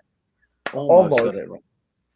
Martin says, I don't know if Meiko will stay in NXT, but I will go for Mandy since maybe Blair is there to take the pin without ruining Meiko's credibility. So there's quite a few people think that Meiko could be protected in this match, and that's why we've got Blair Davenport in there. It would be interesting to see what happens. Underground going here talking about the grizzled young veterans and saying it blows his mind. I haven't won NXT Gold yet. Give them the titles. To me, they're the best tag team WWE as for in ring, and certainly definitely not got the best looking eyes at the moment. I mean, the contact lenses on Zach Gibson has given me a right fright every week. But what are your thoughts on the grizzled young vets? They're another team I didn't even mention about when we were talking about all the tag teams. What are they doing? It looked like Kane had his son and he came back from the dead and he came from Dead Valley or something. Like, what is going on with the grizzled young veterans? Like, what did they do to them? I just don't understand. They were perfectly fine the way they were. Absolutely. And I don't know about you, but don't you feel like Joe Gacy is a combination of a Kevin Owens and a Bray Wyatt or the Fiend or something? Like, it's just, I don't know. Like, I could just, every time I see Joe Gacy, I think of a mixture of just, I don't know. Like, I like Joe Gacy as a talent. I think he has a lot of potential. I just don't know how I feel about I feel like they're trying to do a knockoff of the Wyatt family or that darker side that I don't know. I miss the grizzled young veterans. I just wish they would bring them back because they were a great tag team. They did everything right. They were. In fact, I'm going to do this. I don't usually ever do. I've never done this on a stream before, but shoes off if you hate the current version of the grizzled young veterans. I like them as they were. I was a fan of how they were. If there are actual people holding shoes up at the screen right now, God bless you. But at the same time, I just feel to myself, yeah, I agree. I like the story of Joe Gacy and Cameron Grimes in a minute. I think that's an interesting storyline, but mainly because I think Grimes will stay put. He's not going to join this group. He's already turned them down yesterday. The match should be fun in itself. But yeah, for me, I just wish it was a different tag team other than the grizzled young vets. I agree with Underground. They should have been a tag team champions by now. They did great work in NXT UK. They could have even been on a Raw and SmackDown for me. They're that good. I mean, they could be. I mean, like we said earlier, a little bit like Kevin Owens and Sami Zayn. Like if they don't beat them, who is going to beat the Usos? Are the Usos going to be the champions for the next 3,000 days or something? Like who's going to beat them? Like it just there's somebody's got to beat them at this point. Like So maybe KO and Sammy. maybe Martin Kurt Angle says, and Chad Gable. "Oh, absolutely." Thank you. Yeah, absolutely. I'd love to see that. Martin says, I still see Nikita being the one to beat Mandy down the line. That makes sense to see that happen potentially. And West Coast Podcast says, come on, Steve, you're baiting me for a Cena response. You know me well, West Coast. Feel free to drop one in. Absolutely. Martin says, also, how did Gunther and Finn Balor show up out of nowhere, not wanting to beat up some superstars? Yeah, it does seem a bit unlike them to just turn up and not, I mean, that's the one thing I will say, actually. Finn Balor, for me, was the worst culprit of this. It felt like they were out of character. It added the enhancement of Worlds Collide, added the prestige of those championships. But at the same time, I did feel, Finn Balor, you're a part of Judgment Day, yet you're bigging up Bron Breakker. It just, for me, wasn't a natural fit. But you are saying he's looking to try and build another member for Judgment Day. So could he have his eyes on the Breaker? I mean, maybe. I mean, who knows? We'll find out a lot of answers after Sunday. Absolutely. We'll have to wait and see. I mean, yeah. Underground says, never appreciate John Cena, but I do now that I'm older and bolder. Yeah, there's a lot of people I've went back and because I go back and watch all the old WrestleManias, and some of the things I hear the people say at the old WrestleMania access and everything, it's dang, that's crazy, just wild, and some of the things I've heard people do is just nuts. Yeah, absolutely. I would love to know some of those stories. Underground says here, talking about All Out or any pay-per-view in general, no one wants to sit through a 5-hour show on a Sunday night. Not if you're in the UK like myself. It starts at 1 a.m., finishes at 5 in the morning. And yes, of course, then you probably have work as well. So yeah, we do feel the pain with that one. But and that's the one thing too. You guys have other jobs too, because not everybody is not have making money and doing that. So it's you got to pick between staying up and watching wrestling or going to work. You know what I mean? It's just they should do it like I said it a lot during the summer. They should have always had some SummerSlam on a Saturday in July. That would have been. So imagine how many more people and kids would have watched it. The parties kids would have. I would have parties on the night that Sunday before, and we would still have school the next day. But imagine the parties everybody would have if it was in July. July. I just think that it should be for all pay-per-views. It would be. I mean, for me, I think Saturday is much better. It feels nicer. I mean, you've got Sunday to recover. I do think it does work better all round. So, it's a personal preference. But WWE are doing it more often. AEW have now switched to Sundays. So we'll have to see how it's going to play out. It does feel like both companies are swapping roles of how they were a few years ago, but that's probably another topic for another time. Elijah says, then, do we get that invasion angle potentially with the UK talent showing up on Raw? Again, I'm still going to say no because I think we'd have moved on from Worlds Collide by that point. Yeah, I think the same. Absolutely. Nathan Sam says, Gallus win the belts, pretty deadly called up and join Max Dupree. Would love that. Roddy turns and also, go on, you can take it, Tino. I was just going to say Pretty Deadly or even a Giovanni Vinci would have been a perfect fit for the maximum male models in the beginning. I think those three would have been great. Nothing against Maxi or Massey and Mansois, but I just think, you know what I mean? Because they already had those types of characters. We knew Mason and Mask and Mansoor is undefeated in the UK. That was what they were. You know what I mean? I just feel but that was a Vince McMahon thing, so I guess what we couldn't expect much from him, right? Probably not. No, I mean the thing is, I don't mind the Maximum models, but I do agree with everyone that when they say there are other characters that were better for that role. The only thing I would say with Gio is that now I know he's been repackaged and stuff, but now Trips is there. Just bring back Fabian Eichner and just put him in Imperium where he belongs. I want to see Imperium back as they were. The Imperium against the Bloodline is what I want. Great. That would be great. That's another one. Can we get rid of Ludwig? Because I'm tired. Ludwig is what? What is that? There's come on. Can we just? Yeah. I just, so frustrating. I did prefer Marcel Bartel. I won't lie. Nathan says, I got Blair winning. Also, this is the name I always struggle with. Axiom, I believe, the superhero. Same. I can't tell you how many people's names I messed up, and especially in the UK, I can't tell you how many names I'm gonna mess up tomorrow when I do my preview show or anything. There's some names I just cannot pronounce, so I definitely get it. But yeah, you said it right. It's Axiom. Axiom. There we go. I was close to just going A-Kid because that's who he was before. Against Nathan Frazier on the pre-show, best out of 3 falls. If so, I've got Nathan winning, and this could lead to a tag team feud. And he sees Alba Fire against Meiko at the next pay-per-view. I mean, it'd be down for all of that. I like the idea actually of Nathan and. Again, I'm panicking, so I'm going to say A-Kid to be a team. I think that would be quite fun to see. But obviously, I love the fact of how they had the interaction about how, oh, you've never been in NXT UK. You don't know much about the Heritage Cup, where he's one of Exim was one of the few people to actually hold it as A-Kid. So I thought that was pretty fun and pretty special. And I look forward to their best of 3. If they do have the first match on this show, let's bring up the graphic real quickly of them shaking hands and confirming that there for us. Who would you have winning? I see. So I didn't realize that was A-Kid right away until I went on and started like looking at other things, and I'm like, oh, okay, because I didn't know who the heck it was right away, and I'm like, okay.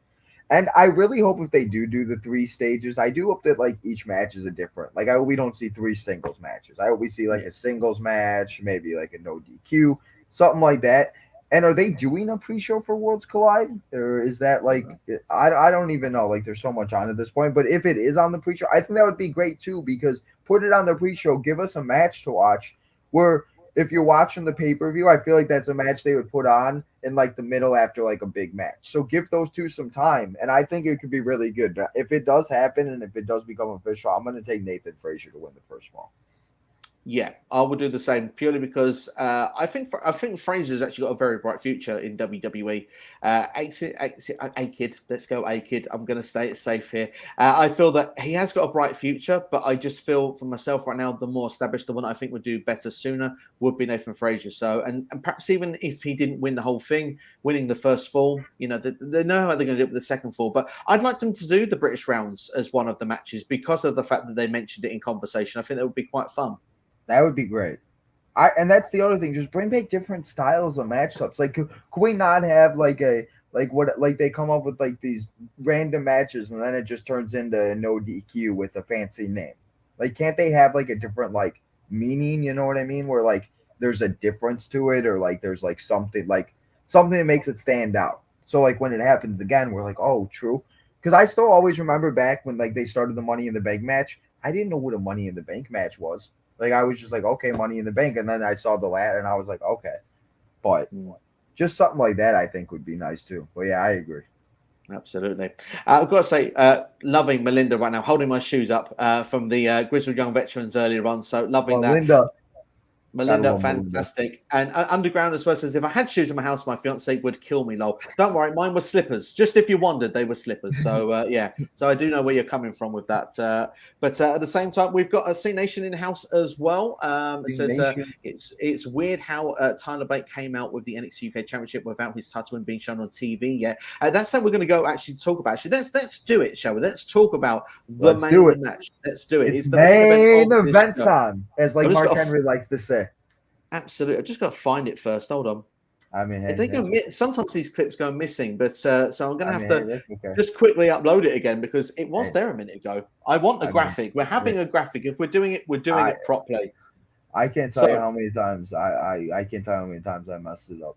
I did it one time where I added one and I thought I did, and then I got in there and it wasn't there. I'm like, oh damn. Oops. The worst part is it was there earlier. I just can't find it now. Uh-oh. Here it is. There it is. I finally got it. Got it for you. The Unification match, the NXT Championship. Bron Breakker taking on the NXT UK champion Tyler Bate. Of course, the humorous thing about this, as C Nation just mentioned there, Tyler Bate has come in as the NXT UK champion when it's not even been defended on, or not even been shown on NXT UK yet. That I think is a really funny thing.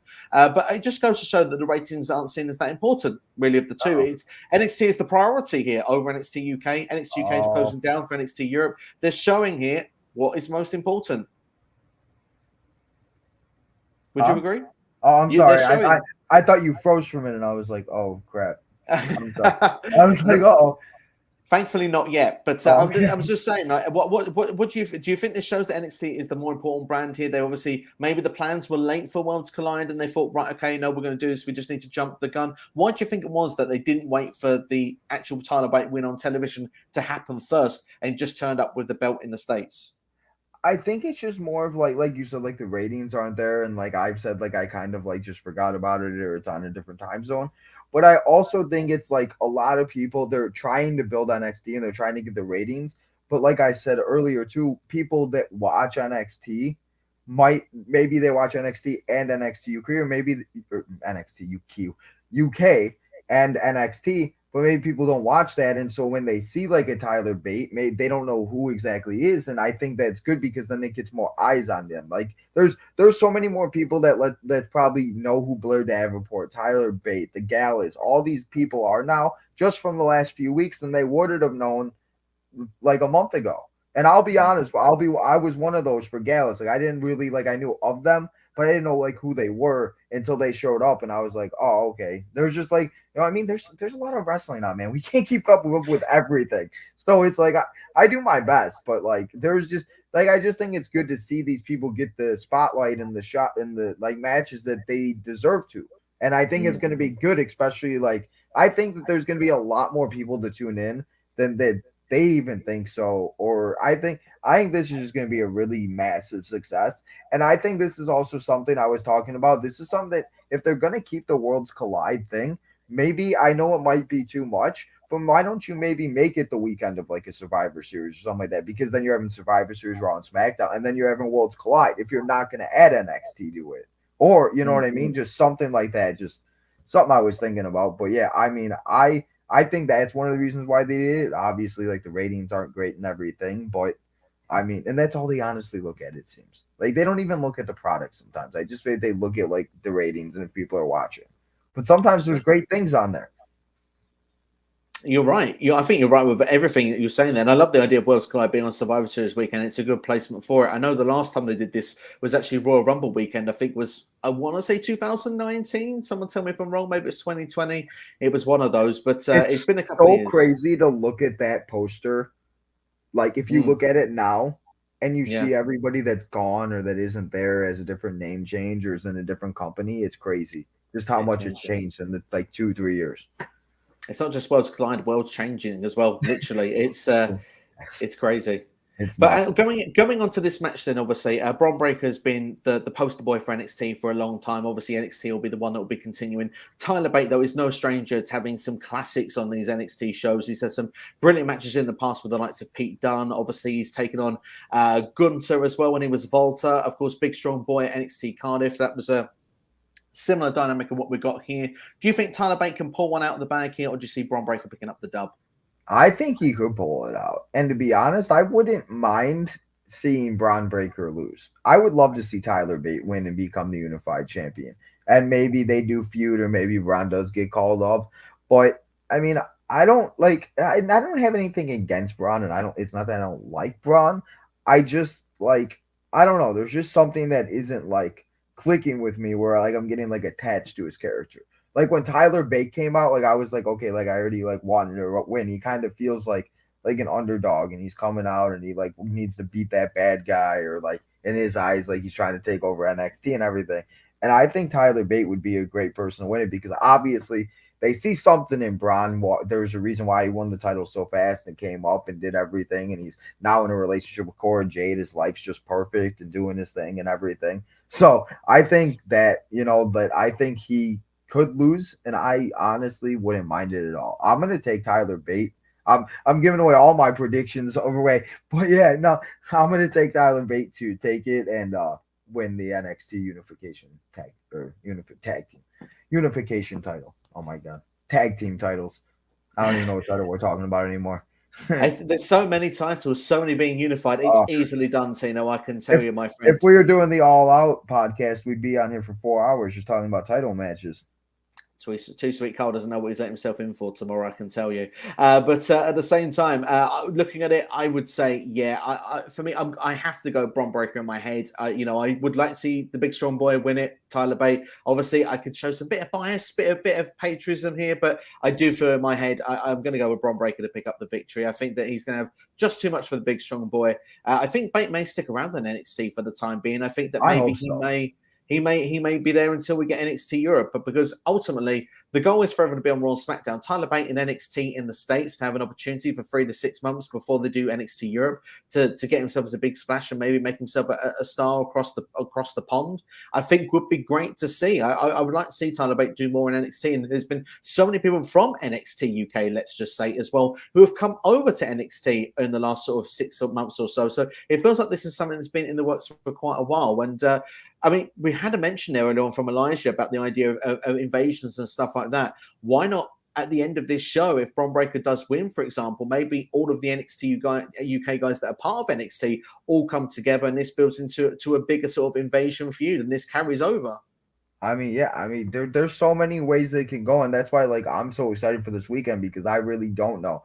Because, like, again, like, you're gonna want to leave people with something to want to tune into Tuesday because I feel like Tuesday is their hardest day to get people. Like, they're doing great, their ratings are doing great on Raw and SmackDown, but I still feel like they're still not like that great of an audience for NXT. So you do something like that, I need to tune into Tuesday, or they're gonna like, you know what I mean? Like after SummerSlam. Everybody wanted to watch Raw. It was the most must-see Raw, and like literally, Miz says that was the most must-see Raw in WWE history.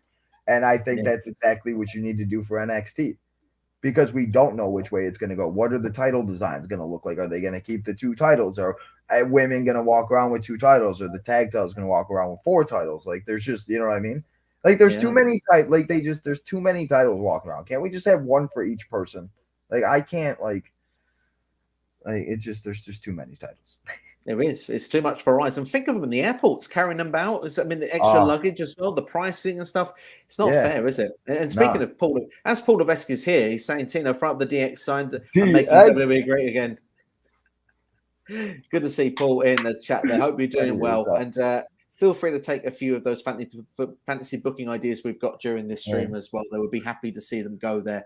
But let's go through then what people have got to say in the chat there. We've given our predictions there for you. And of course, from this point as well onwards, Tina, are you good for like half an hour maybe to open a form for Q&A where people can ask whatever they want? I got till 7 o'clock till NXT until I got to go do the watch along, but it's all set up. So all I got to do is press go live. So I'm good. You're good for half an hour, yeah? Yeah. Yeah, let's do it. Half an hour you've got, ladies and gentlemen, so get yourselves involved while we can, and we'll get through as many as we can. C Nation says, I hope at least one of the NXT UK stars unify the NXT Championship and NXT UK Championship.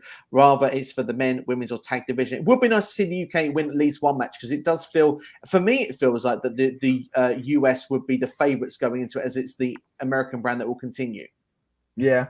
Yeah, I mean, but yeah, no, they definitely need to like put some of them in there, because if it's a clean sweep, then it was like, what was the point of bringing them over here? It's just like, you know what I mean? Like, it's not like it's a Raw and SmackDown where you're trying to build up like a brand supremacy. You need to give like a couple of the UK people a little like building where like they feel like they're like unbeatable. Like, I'll be honest, like I'm kind of worried. Like I wouldn't mind if she wins, but Meiko kind of feels like she's unstoppable. Like she kind of feels like she'd be like that, like undefeated Asuka type, you know what I mean? So I mean, if she wins, I think she'd have the title for a long time, but we'll have to see how that goes. We will do indeed. She is the final boss after all. Sineshin goes on also to say about it's weird how Ricochet challenging Carmelo Hayes for the North American Championship. Ricochet in NXT UK has never been there. Well, he's not really. He's representing SmackDown, but the world's card has become Raw and SmackDown, including this. Of course, Nikki ASH and Doudrop going for the women's tag team titles as a part of Raw. Ricochet is a part of SmackDown. I just think it's just to add that star power in there. And Marta Carrillo says, "What about R-Truth becoming the NXT champion? That will pop the ratings." R-Truth. I mean, that's the one thing I'll say. At least we haven't seen any random shenanigans with the 24/7 title of Akira Tozawa and R-Truth. And I love R-Truth, man. But I was tired of just seeing all these people run out randomly during matches that I was excited to watch, to see a 24/7 title change 8 times. So let's see. R-Truth deserves it, but I don't know about all that. I think it may be too late for R-Truth with that, but I agree with you. I mean, R-Truth could have a better role than what he's had, but comedic value, R-Truth, he's the greatest. I hope he brings back that show he did on YouTube. He did it for like 1 year. I hope he brings it back. He's just comedy gold. Paul Levesque, if you're still watching, get R-Truth on it. I see a Paul Levesque in the comments. I don't know if you see that, but he said Zach. I see Paul Levesque in the comments. There we go. Yeah, he's happy with that there. Absolutely. The problem is when I go to the bottom, I lose where I am in the chat. Oh, so my bad. No, it's not your fault. Don't you worry about that there. But I mean, I didn't know how far you were. I just see the bottom because I don't think I'm as where you were at. I always stay to the comments of where I am because otherwise I just lose Gotcha. the chat. But I think I found where I'm meant to be at, which is always good. It looks like the UK Heritage Cup Championship has retired. This is not in a unification match. And it's interesting what they'll do with that. Maybe they'll bring it back for the Europe brand. Maybe it's just not going to be involved with this show. Maybe Triple H feels it doesn't fit with this show. Do you think it's interesting that it's not involved on this show? I mean, yeah. I'm not. I mean, I don't know. I mean, the Heritage Cup. I mean, I feel like they could do like a Dusty Cup type thing of it with, you know what I mean? Like maybe they do like a tournament or something. I don't know. But I mean, I feel like they've done like a good job for like what they're like. Again, they what did they have 2 weeks to build the show? For Yeah, what they pretty had, I much. think that they would be great. I think they've done great with what the time they've been given. They've really knocked this out of the park. Really, really have. I'm actually liking Giovanni Vinci's run right now. He beat Apollo Crews, challenged for the North American Championship. So Giovanni Vinci has got some popularity under his current character. What are your thoughts of his character? For Giovanni, I this was one that I didn't think I would like, but I really like when they take the camera and he's like standing there in like freeze mode and everything like that. I don't know why, but I just really enjoy it. Like I would love to see Imperium back, like we talked about earlier, but it could be worse. We could see him doing so many worse things than this. So I mean, I definitely do it, and I think him and Carmelo Hayes had a good match, and I think he still is the same wrestler, and he was still good in Imperium. So I mean. I just, again, like I said a lot today, I just have a lot more trust with Triple H being in charge and not Vince and not worrying about these people being buried or being used in the wrong spot or being made like a fool. You know, It has happened so frequently, and it's nice to see with Giovanni. He's actually had quite a good singles run so far under this new gimmick. They are actually testing the waters and seeing if it can be a success, which is nice to see. And Apollo Crews is another one. Like he came back and he did the Grayson Waller effect show or everything. But that was great. That whole segment was awesome with him just where's the Nigerian accent or just making comments and this and that where it just like you know what I mean? Like that's something we remember and it's just something that like you know what I mean? Like sometimes I feel like when Vince was like they would forget. Like you've noticed a lot like they've been bringing up like former NXT champion, former North American champion, former UK champion. Like they never used to do that. And it's just nice to see them like bring like so people know who they are. Like you need to, you know what I mean? Like you need to remember who these people are. They're not just coming here out of nowhere. They've been champion before. They've done something in WWE. There's a reason they're here. Yeah, exactly. Completely. Yeah, absolutely. I totally agree with that. Elijah here says if there would be a debut for it, who would you like to see? I mean, excuse me, we did speak about this earlier in the stream. Obviously, I think it was Underground said he'd like to see Cedric Alexander. We spoke about Dijakovic because Jones Chats Wrestling brought that comment up. Is there another wrestler that you'd like to see debut at Worlds Collide? Someone we're not thinking about? I mean, that's like the thing. Like, I don't even know, like, off the top of my head. Like, you want me to look around at all my pops and action figures real quick? Let me, like, look around real quick. But, like, I don't even know. Like, I don't even think they need a debut, to be honest. Like, I feel like the way that they build it, like, yes, it would be great and everything, but they may not need one. Like, these matches just might be so good that we may not need one. But if we do, are we gonna like you also like I said, you don't want to put just somebody in a spot just to have them debut. You know what I mean? Like I don't want to have just somebody just come out and just come out. But if we are going to see one, why don't I mean I know it wouldn't like I mean I don't even know. I don't even know who I come up with. I can't even come up with anybody off the top of my head. Because it's difficult. Because if we see like somebody from like Raw or SmackDown, like what, like unless it's somebody that's been sitting in catering for like a while, but like what exactly are they gonna do? Are they gonna come out and stare at Tyler Bate? Maybe. I mean, you know what I mean?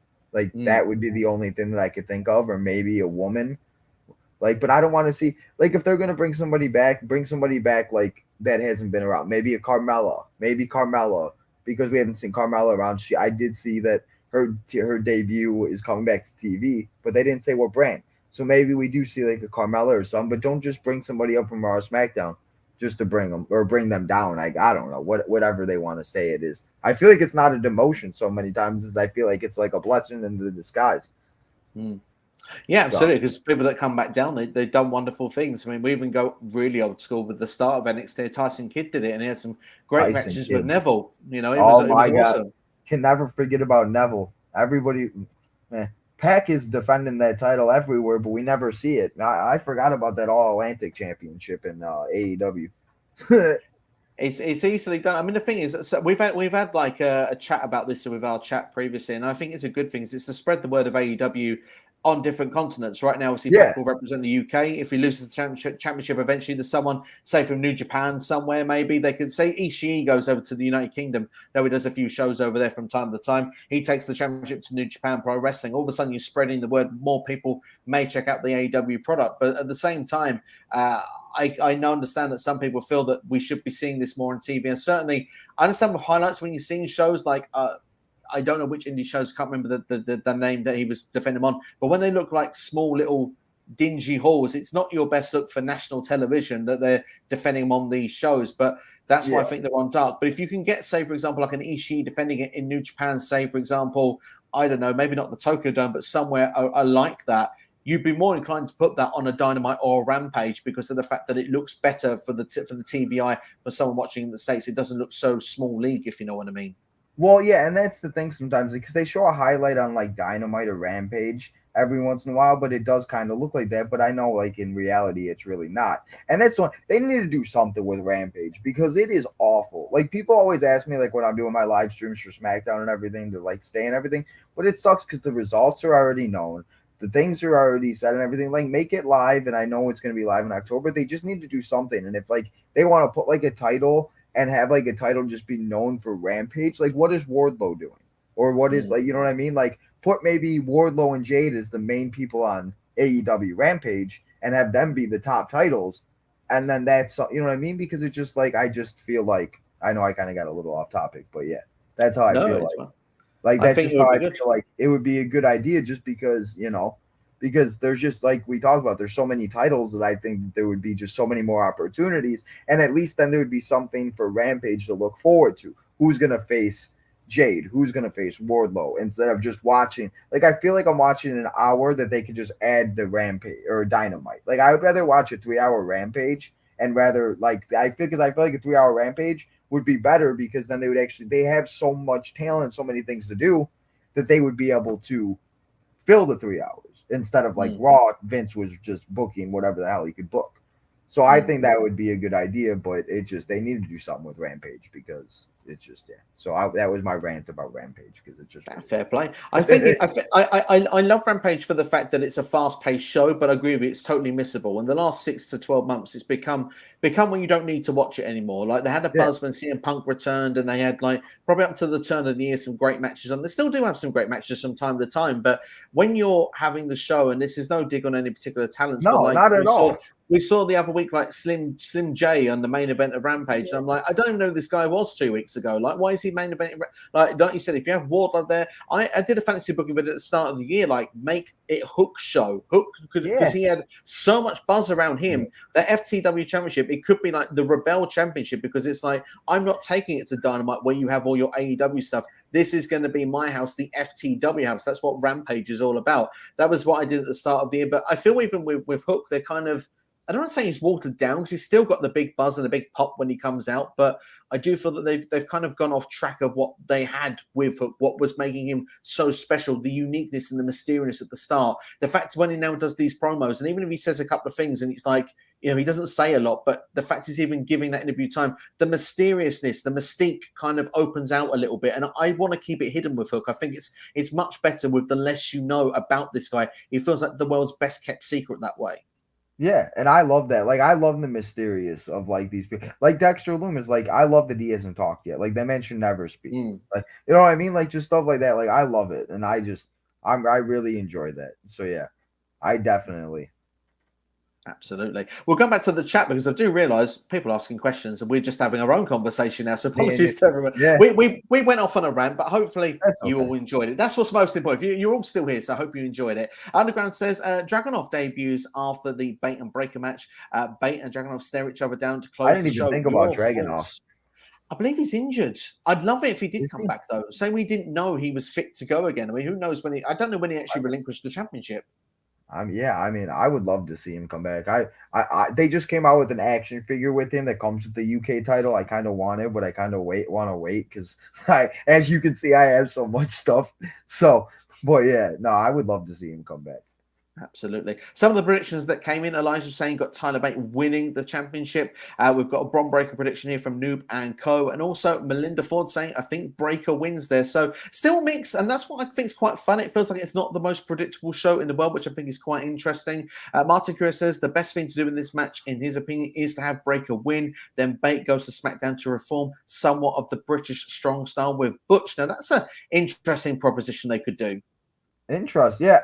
I want to see what happens on SmackDown because I've heard a lot of things and I saw a lot of pictures last week because it was rumored or it was like spoiled because it was taped or whatever about apparently Pete Dunne or Butch was performing in his old gear and everything like that.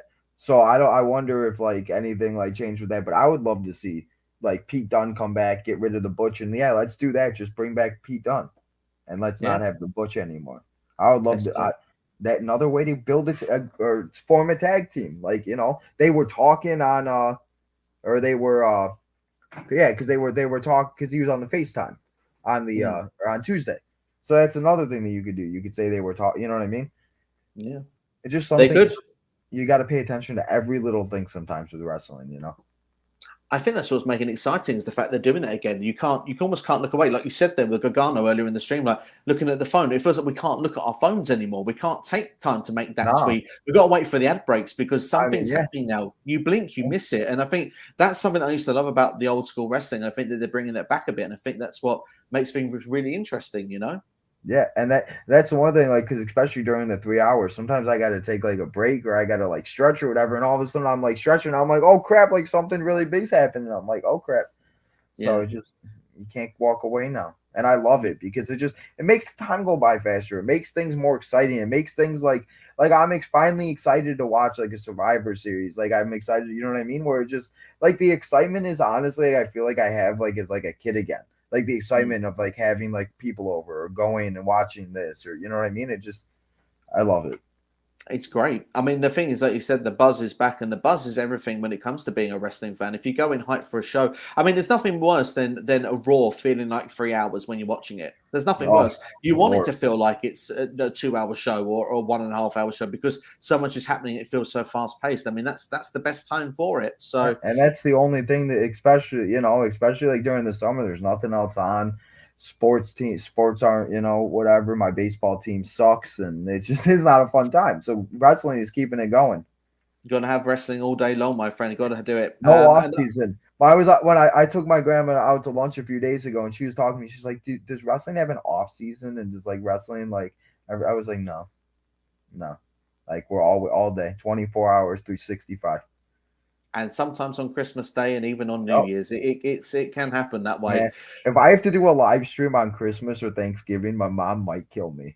I can feel that big time. I can feel that. Got to say, I celebrated Thanksgiving in the States for the first time. Well, I was in the States for Thanksgiving last year, and I must say, thoroughly enjoyed it. Got to see. Because I wasn't far from the parade. I couldn't be. I was in New York. I couldn't be actually where the parade was because it was so darn busy. And I'd done tickets as well for the Empire State Building, so we actually could see stuff from the top of the building looking down. It was pretty awesome, I got to say. And then watching stuff on there. Well, what station has the parade in USA?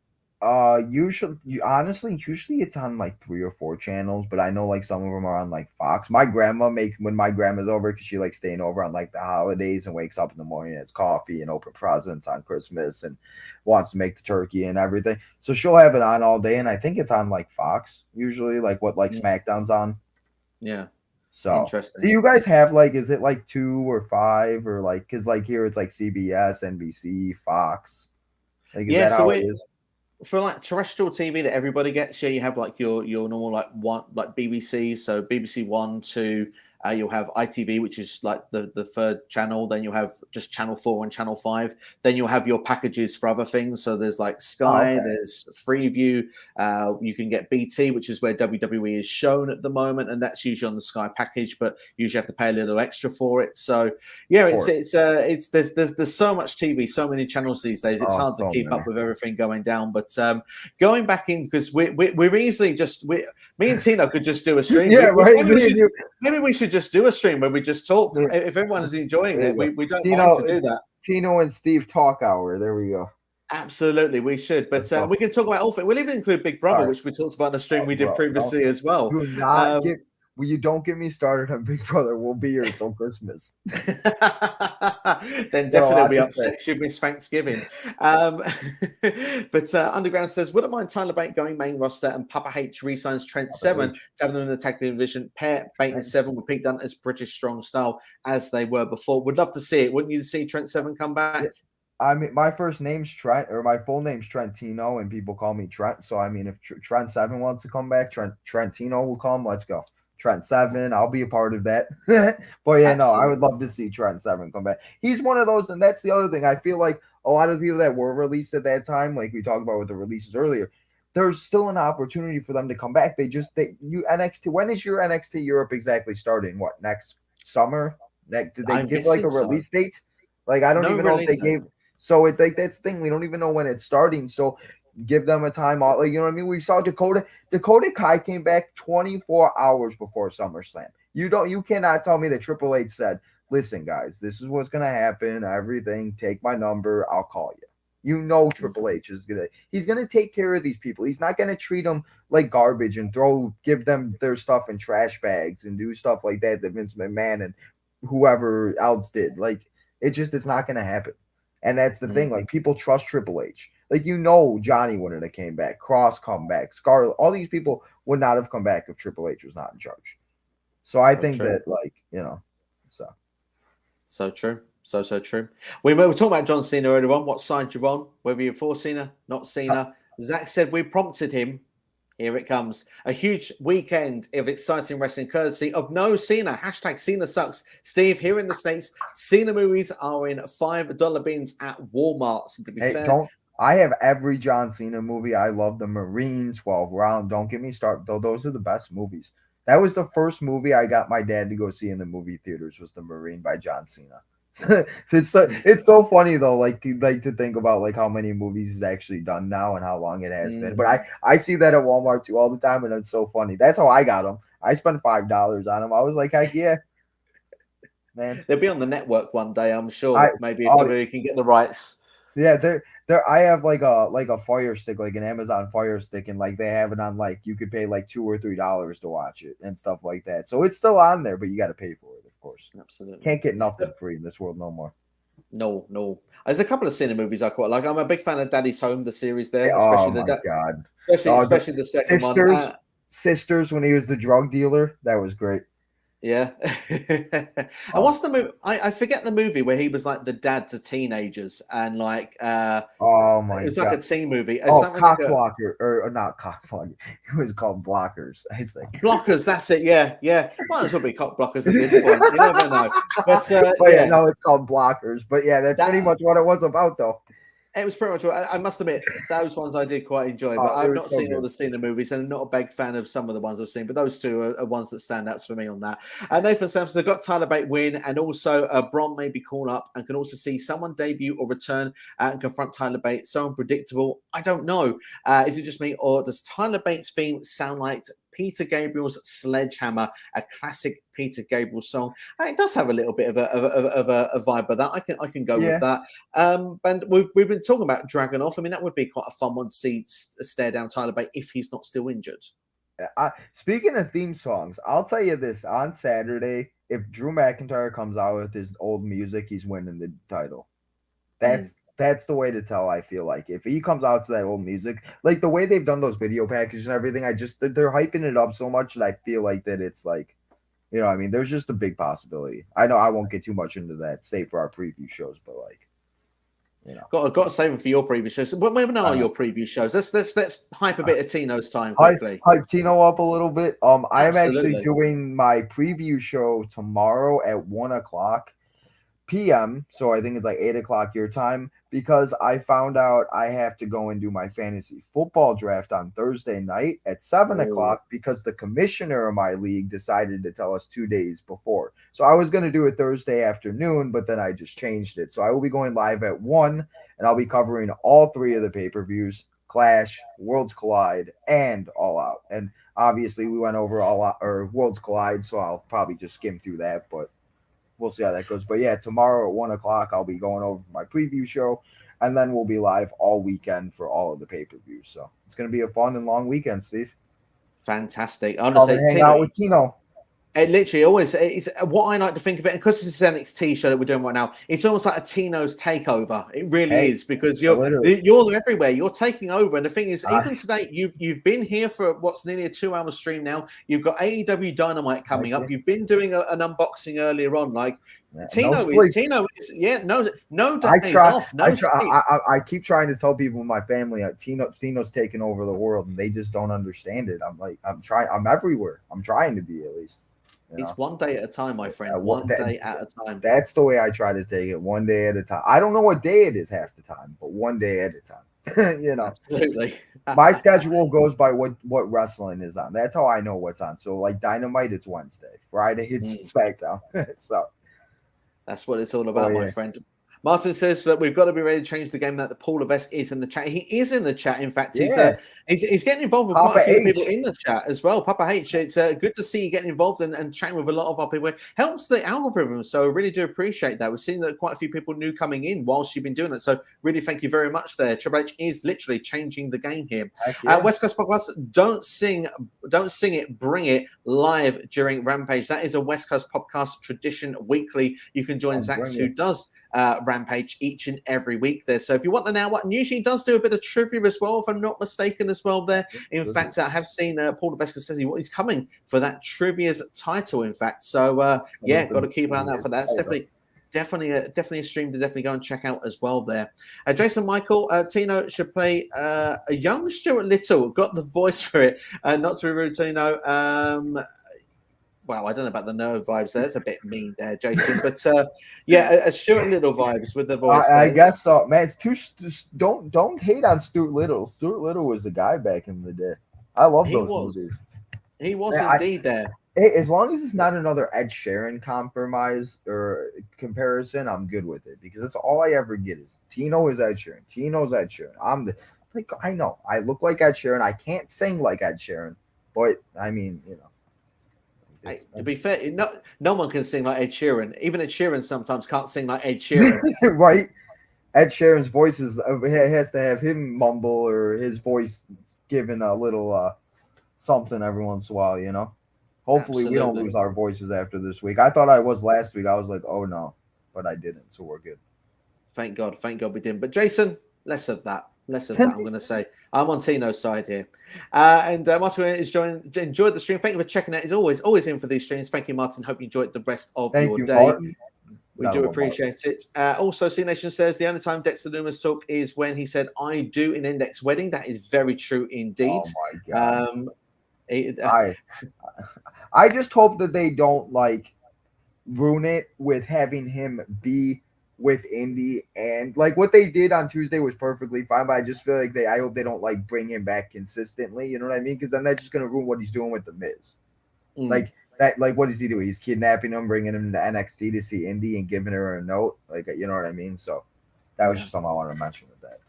No, I think it's true. I think the continuity of storylines is important, and they should definitely do that. It is sad that Trent got released, by the way, C Nation. But his other comment here was, if Tyler Bate brings Bron Breakker to unify the NXT Championship and NXT UK Championship, it'd be the biggest upset of the year. Obviously, you've gone with that prediction. You said Tyler Bate's going to get the win. Do you think it's that big of an upset if he was to win?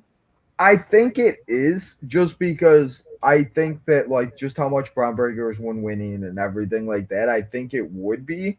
But I think, again, we have to realize this is a new regime and everything, so it might not be. It's not the same, you know what I mean? We could see a Johnny Gargano be a world champion. We could see the smaller guys be world champions, where Vince wanted Omos to be world champion, or these bigger guys that still need more work, that I think that we could. So I think it's going to be an upset. That's why I'm taking him, because he's the underdog. So I think it would be one of the biggest upsets. I don't know about the biggest upset of the year. I mean, I feel like the biggest upset of the year might be who beats Roman. We might all think it could be Cody, but what if it's not? What if it happens on Ed to Drew? You know what I mean? I don't know. So I don't know about biggest, but I think it would definitely be up there for this year. Certainly. I think an upset was on Raw this week with Aaliyah becoming a women's tag team champion. I was very surprised for seeing her and Raquel picking up the My dub. mouth dropped on the live stream when I didn't even know what to say after. I was like, I don't even know. I had to take a second. I was like, I have no idea what this was. I thought Dakota and Io Sky were winning. I had no idea. But then apparently they said, and I've heard it a bunch, that Dakota wasn't even the legal person, and either was Leah. So I've heard a bunch of different things. So we'll have to see. I'm sure that will be brought up though on Raw. Yeah, Or maybe if that's the case.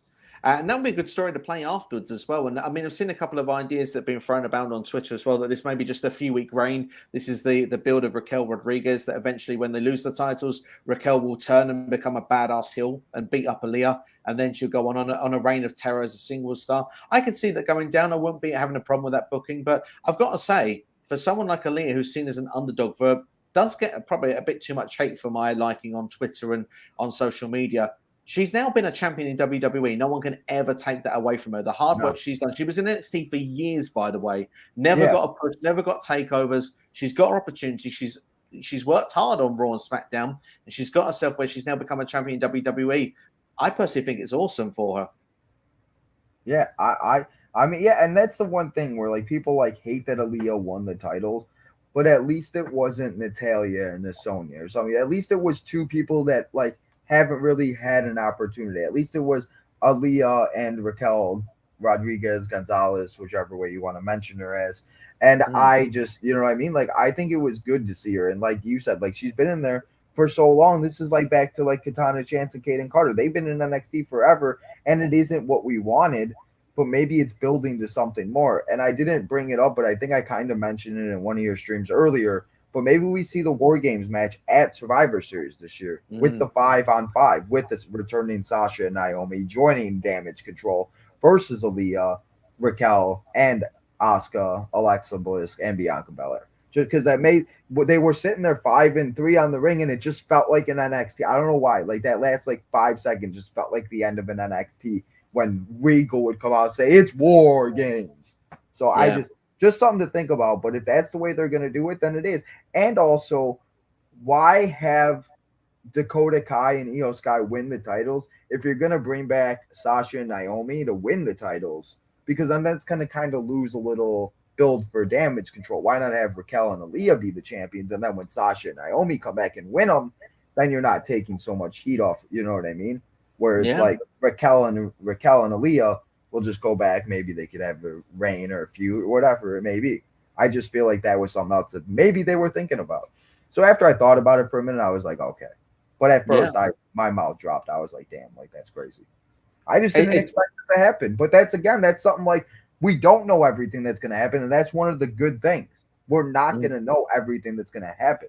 And that's fine. I love it that way. Because if we know what's going to happen, what's the point of tuning in on Friday nights? I'm just going to go play some 2K or watch something documentary or something. Like, there's no point to tune in if we know what's going on. We need shocks. We thought it was all predictable, and Trips went, no, we'll swerve it. I still think it's the wrong decision. I think Dakota and Io should have won, but looking at where it can go and looking at it from the other side, I see why there's a potential, that they could have done it. And I've got to say, I'm happy to see, like you said, fresh faces. It wasn't the ones we expected, but we have fresh faces that are champions in WWE, so that's quite nice to see. I'll say to everyone out that's put their comments in the chat, we'll do what's left, and then we'll call the stream there because Tino will need some time to recoup before he goes live for Dynamite. And it's getting late for me as well. So, but I appreciate everyone that makes these shows, literally, the support everyone has done, like, especially the last month to 6 weeks, that I really loved every single one of these streams we've got because so many people come back here, give their input. Really appreciate everyone that just, if you're in here for 2 seconds, 2 minutes, or 2 hours, much love to you all because you gave SCW a chance. You come to listen to me and Tino or me with whoever I'm on those days, and we really, really do appreciate it. It's just awesome to see. So thank you to everyone that does get involved. If you can, like the video as well and subscribe if you haven't already to SCW, we'd really appreciate it. And subscribe to Tino's time as well. Like I say, this is not even halftime for him today. He's got Dynamite to go and do. Do you know what I mean? So let's go. Let's go indeed. While we're talking about it, I do want to say thank you to all of everybody that does share all of my podcasts and everything because I know I do share it all the time and tag everybody in it. So I do appreciate everybody that does share it because I see Martin and there's a few people in the stream and you do every single one. So I do appreciate it. And I am always in all of your shows. I just sometimes am doing work on my computer, so sometimes I forget to chat for a minute. I'm like, oh crap, I need to leave a comment or talk a little because you guys are talking about good stuff, and then I'm like the one day I commented like half an hour later, I'm like, oh crap, I'm like, oops. But always got to go check them out. It's just been great for all of us because there's so much going on, and we're meeting so many different people that I feel like we wouldn't have if none of this was going on. We're just like, I have so many friends now that I thought I wouldn't have that I can relate to with wrestling. And I love it. That's the beauty of it. I mean, if you turn around to me, my normal day life, I probably have like 3 people I can talk to wrestling about. But on doing this platform, it's endless. And the amount of people, and you could say, yeah, like you say, friendships you've made along the way, people that have had the luxury of collaborating with, whether it's been on this channel, whether it's been on other channels, it's a blessing. It's just, we all have a common interest. We all like the same thing, and we all have this same passion. It's like, you know, saying your favorite rock band or your favorite song that's top of the charts, you know, right now, everyone has that thing in common, where here we have professional wrestling. It's what we've got in common. It doesn't matter if it's, you know, WWE, AEW, whatever. We've all got an opinion of what we think on it, and we share that, and we've got a platform here where we can all sit and chat together. And like you say, man, I appreciate you. People that watch these streams that don't put chats in, they don't have to. I appreciate that you're here. I appreciate you give it time, and I appreciate you enjoy it. There's no pressure. I don't ever sit there and think this person's not put a comment in for ages. It's always nice when they do, but if you don't and you're doing something, even if you're doing something on the side, it's on in the background, I appreciate it. It's much love. Like I say, you know, people gave this a chance. They're taking time out of your days to do this, and this is, you know, we're coming on the SCW channel. What more can I ask for? Like, literally, I have nothing but love, and I will never take this for granted. This is awesome, and that's pretty much what it comes down to. Yeah, that's what it's all about. That's why we got to all support each other and help each other out, because we're all pretty much trying to do the same thing. Absolutely, we're all love the same thing. Absolutely, together we're unstoppable. We all grow together. Jason, we've got your comment on screen here, so let's go through the last few comments and we'll wrap things up then. It says Tegan Knox for Worlds Collide, also known Dart for Hayes, possibly, maybe Dragunov or Tenille Dashwood to Sharp to confront Davenport. See, that's what happens is somebody brings up these names and I'm like, oh yeah, I didn't even think about Tegan Knox. I didn't even Tegan Knox is somebody that we could see come back. Like, you know what I mean? Like, I don't know, man. Like, there's so many different people that we could see come back. So many that could come back. I mean, the thing is, ultimately, I think Tegan Knox, if she went anywhere, would be Clash of the Castle. Is in the homeland of Wales, but certainly number of different names there, so it wouldn't be a surprise to see. If someone was to come back, it would be pretty exciting. Paul Vesca's got a challenge for you, Tino. Says, if you accept my offer, if you're on Zach's Live for the trivia title, I'll give you a follow this Friday. So I gotta go compete on trivia to get a follow. I see what it is. Do I have to win though? I'll come and compete, but do I have to win? That's because I can't promise I'll win, but I'll definitely compete. Competing is the name of the game. Paul, give him that at least. You know what I mean? Like, it's definitely worth a follow. I think Tino's worth a follow anyway. You're the one that's missing out if you're not following Tino's time. Like I said, he's taking over, my friend. Join Tino's Nation, everybody. Come and hang out. See what's in the collection. You guys don't know what you're missing. Especially all the I don't know if you watched the episode earlier, man. After I put all the stuff in, like, organized it and everything, I didn't realize how much stuff I got. I was like, damn, I have a problem. I need to go and watch it back. I've not had the chance to see it yet, but I will. A lot of stuff. I'll be straight on there. As soon as we finish up here, I'll go and check it out. I will do, my friend. Jeff says, sorry for being late. No, don't be sorry, Jeff. We appreciate that you're here. He says, got Tyler, Blair Davenport, the women's tag team champions, Nathan Frazier and Gallus, and Carmelo Hayes sharing the predictions there. Thank you, Jeff, for sharing. So is that match official, or like, because everybody keeps talking about it, but I still haven't seen nothing official for it. I haven't seen official, but they didn't really make it clear. So we'll talk about it anyway. We've give our pick anyway, so let's see what goes down. And I appreciate everyone else's give their pick as well. That's what's it's fun to see. Melinda Ford saying, I could listen to you guys all day. I'm loving it. Thank you so much, Melinda, and I'm pleased that you're enjoying it. And I mean, this is hopefully not the first time that me and Tina will do a stream together. We hope to do more of these in the future for you as well. C Nation says that Nikki ASH and Doudrop being at Worlds Collide makes sense because Doudrop was in NXT UK. Absolutely. Nikki ASH wasn't, but she was in NXT, but they're meant to represent Raw at the end of the day, so I'm down with it. Yeah, and like we said, they've all been in NXT. Ricochet, Nikki, Doudrop, NXT UK, whichever one it was. So I mean, it is something. Absolutely. Cinnation Dog says Roman Reigns has held the Universal Championship for 2 years now. He has officially done it for Crazy. 2 years. Where did those 2 years go? Like, I still remember watching that pay-per-view in my room, and I'm like, I was thinking about that yesterday because I saw that. I'm like, damn, like it's been 2 years. Yeah, absolutely. We're like we were all sitting in our rooms worrying about COVID, like, and then it's crazy how fast time flies sometimes. It goes far. Not enough hours in the day to get everything done. That's what I'll say about that. That's very true as well there. Paul says he does need you for Friday. So there we go. The invitation is out there. If he needs you for Friday, maybe a follow might just be the tempter that's needed. You flying me out to Cardiff, you flying me out, I'll be there. Let's go. Tino takeover in Cardiff. I'm down. We'll go live from Cardiff.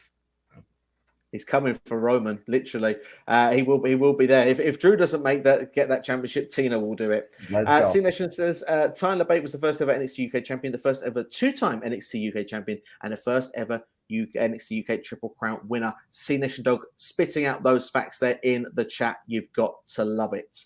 Jeff Samuel here saying as well, my favorite Cena movies is Legendary and the Reunion and 12 Rounds. You mean the kids movie Playing with Fire with John? Yep. With that last name, which I cannot pronounce. Jesus. Yeah, I can't tell you how many names there's in some of them I cannot pronounce. And I try my best, but I just can't. Yeah. Jeff Summers says Daddy's Home was funny also when Cena was in the fight with Mark Wahlberg. Also, Will Ferrell doing the dumb stunt trying to fly at Tino, SCW on the roof. So don't try that at home, kids. Absolutely, the Christmas bit where it ends up on the roof. That's brilliant. I just love the as well the end with the do they know it's Christmas, and Cena's just like, man, I love this song. It's my favorite. I'll even listen to that in August. It's just like that line for me is like every year. I'm like, I just watch the movie for that. Brilliant. Oh, it's so funny. What about when he was Fred's dad in all the Fred movies for Nickelodeon back in the day? I forgot about that. I haven't seen it. I will. Oh my god!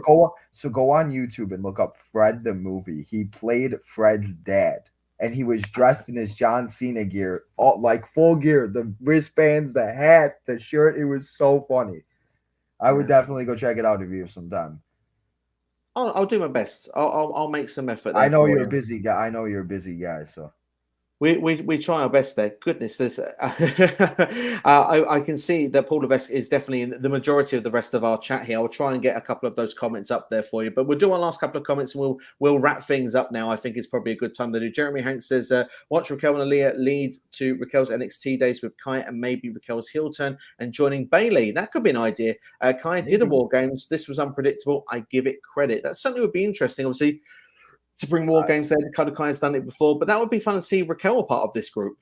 I mean, that wouldn't even be bad either because people do seem to forget that they were tag team. Like I was thinking about that when they were fighting on Monday. Like Kai and Raquel were NXT Women's Champions. They won the Dusty Cup together. Like they did all like those things as tag teams. You know what I mean? So it's like they have that history.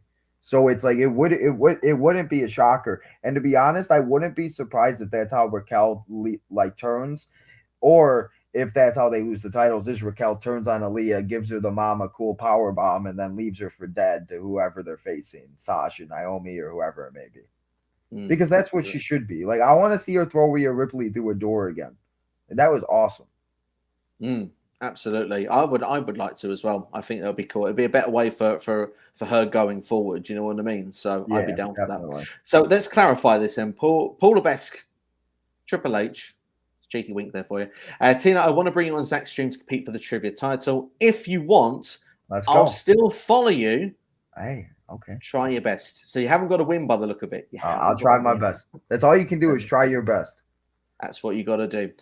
Jeff Simon says, good show, guys. SCW YouTube legend. You're very kind. Thank you, Jeff. The future YouTube icon. Tino, he is so cool. And it gives the vibe. He kind of reminds me of you, SCW. For some reason, he has charisma, which is cool. And I have to say, Tino, you got that charisma.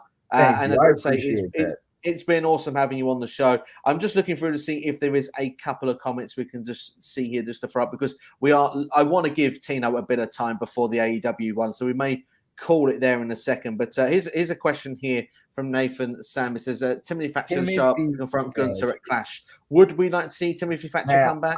He's another one I forgot about. I loved what Timothy Thatcher and Matt Riddle did before Matt Riddle got called up and they had that cage match, and that rivalry was just awesome. I would love to see him come back. I completely forgot about him. There's so many people. I would have to look at a list. There was a picture I put out on Instagram a while ago of all of the releases, and it was literally like a full, like just giant page of people. It was so sad. There's so many people. We could have a whole podcast on people that we could bring back. We could. And then you'd definitely be late for AEW Dynamite. Definitely. Yeah. Nathan Samuel says, you guys make a good point. Back then, you don't have an opinion, but only from meeting people now. We can talk on social media and YouTube and have that opinion. I'll have that option, I think, is what he was saying there. I think, and that's the thing. Great. Like when I was growing up, like I had my few friends that like we would argue with, like I said earlier, but there were a lot of people that also didn't like wrestling. So wrestling was one of those things you were kind of like afraid to talk about. But now you talk about it, it's like wrestling's fucking cool. You know what I mean? Where it's just like one of those things that it's one of those things that it seems like, you know what I mean, where you're not afraid to talk about it anymore. You're not afraid to be like, oh, I'm a DX fan or I'm a John Cena fan. Like if I wear wrestling t-shirts like on the days I have to live stream and stuff like that and some whatever. And I don't like what are they gonna say? Like just say what's up, or I'll be like, go check out Tino's time. Or sometimes I tell people to go check out other channels because gotta like put the name out there. But like I mean, you know what I mean? It just seems like that's what happened with wrestling, where people just want it. We're afraid to, but now they don't. Like they can, and they have so many more options to. Where people like me and you, we're not going to judge them because they like wrestling. We're like, what's up? Who's your favorite guy? Yeah, exactly. And that's a cool thing. We can just do that now. We can just chat and we have those moments and we have those options to do that. It's such a fun time. But let's do one last couple of comments then, and we are going to wrap things up now. Jeremy Hank says, didn't see this coming. This is why Triple H is genius. I told USCW where this creepy Loomis story going and can't wait to see The Miz, who was in his car on Raw on Monday. It's getting creepier by the minute. And I hope Marjo's okay. I hope Marjo survived. That's all I'm worried about. if he made it all the way to his house, though, we don't know. Did he make it all the way to the Miz Mansion? What he calls it something. I forget what the hell he calls it. the mansion, is it? Yeah, it's something. It's like Miz Manor or something like that. Of course, you gotta have some fancy name for it. I need some Miz and Misses just to see what this is all about. And maybe a Killing Dane return with Cross at Sanity Reunion if Cross in a Piper Niven spot. Never say never. Never say never. I think that's the thing. Never say never. And of course, did go on to mention about Timothy Thatcher, which came later in that comment there. So yeah. Let's have a look here. Christmas. SCW was a Goldberg fan in WCW. Don't get him, Tino. Lol. I didn't mind Goldberg in WCW. That's very true. But it did change in WWE. But I like Goldberg. I just was tired of seeing Goldberg come in, suplex, powerbomb, spear, done. Like it's just like let's see all these guys that came back in Legends would just like come back and ruin what we knew them for. And that like Ric Flair. Ric Flair's last match was awful. Like that was just awful. He passed out a few times. It was not a good time. But yeah. Another one. Legends. We could talk about Legends all day. Absolutely, indeed. There, Chris Williams says, "Good show. Thank you so much." There, and just before we go there, Paul has said though. Paul Nevesta said about winning. Yes, thanks, Tino. But he has given you what you want, and that's right. He's give you a follow on YouTube. Thank you, Paul Levesque. Heck yeah, I'm complete. I got Papa H to follow me. There we go. We are complete there for you, and we are complete here on SCW as well. Tina, thank you so much for joining here for NXT Worlds Collide predictions, and of course we've gone through the chat as well. We've gone through many different topics as well. Is Malachi Black sticking around? We're not sure. Is he requested his release? We'll look properly. We've not seen anything proper here, but we'll see what everyone's got to say. But thanks for everyone that's been checking out the stream.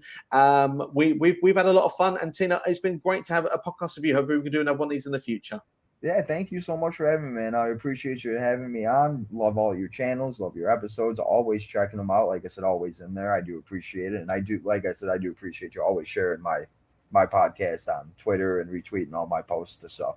Thank you for having me. I appreciate it. I had fun here. It's always fun doing it with somebody else. You can go back and forth and everything instead of talking by yourself for 3 hours during a live stream or something. It's sometimes, good to have a little back and forth. So thank you. Definitely have me on something. I'm always available for the most part.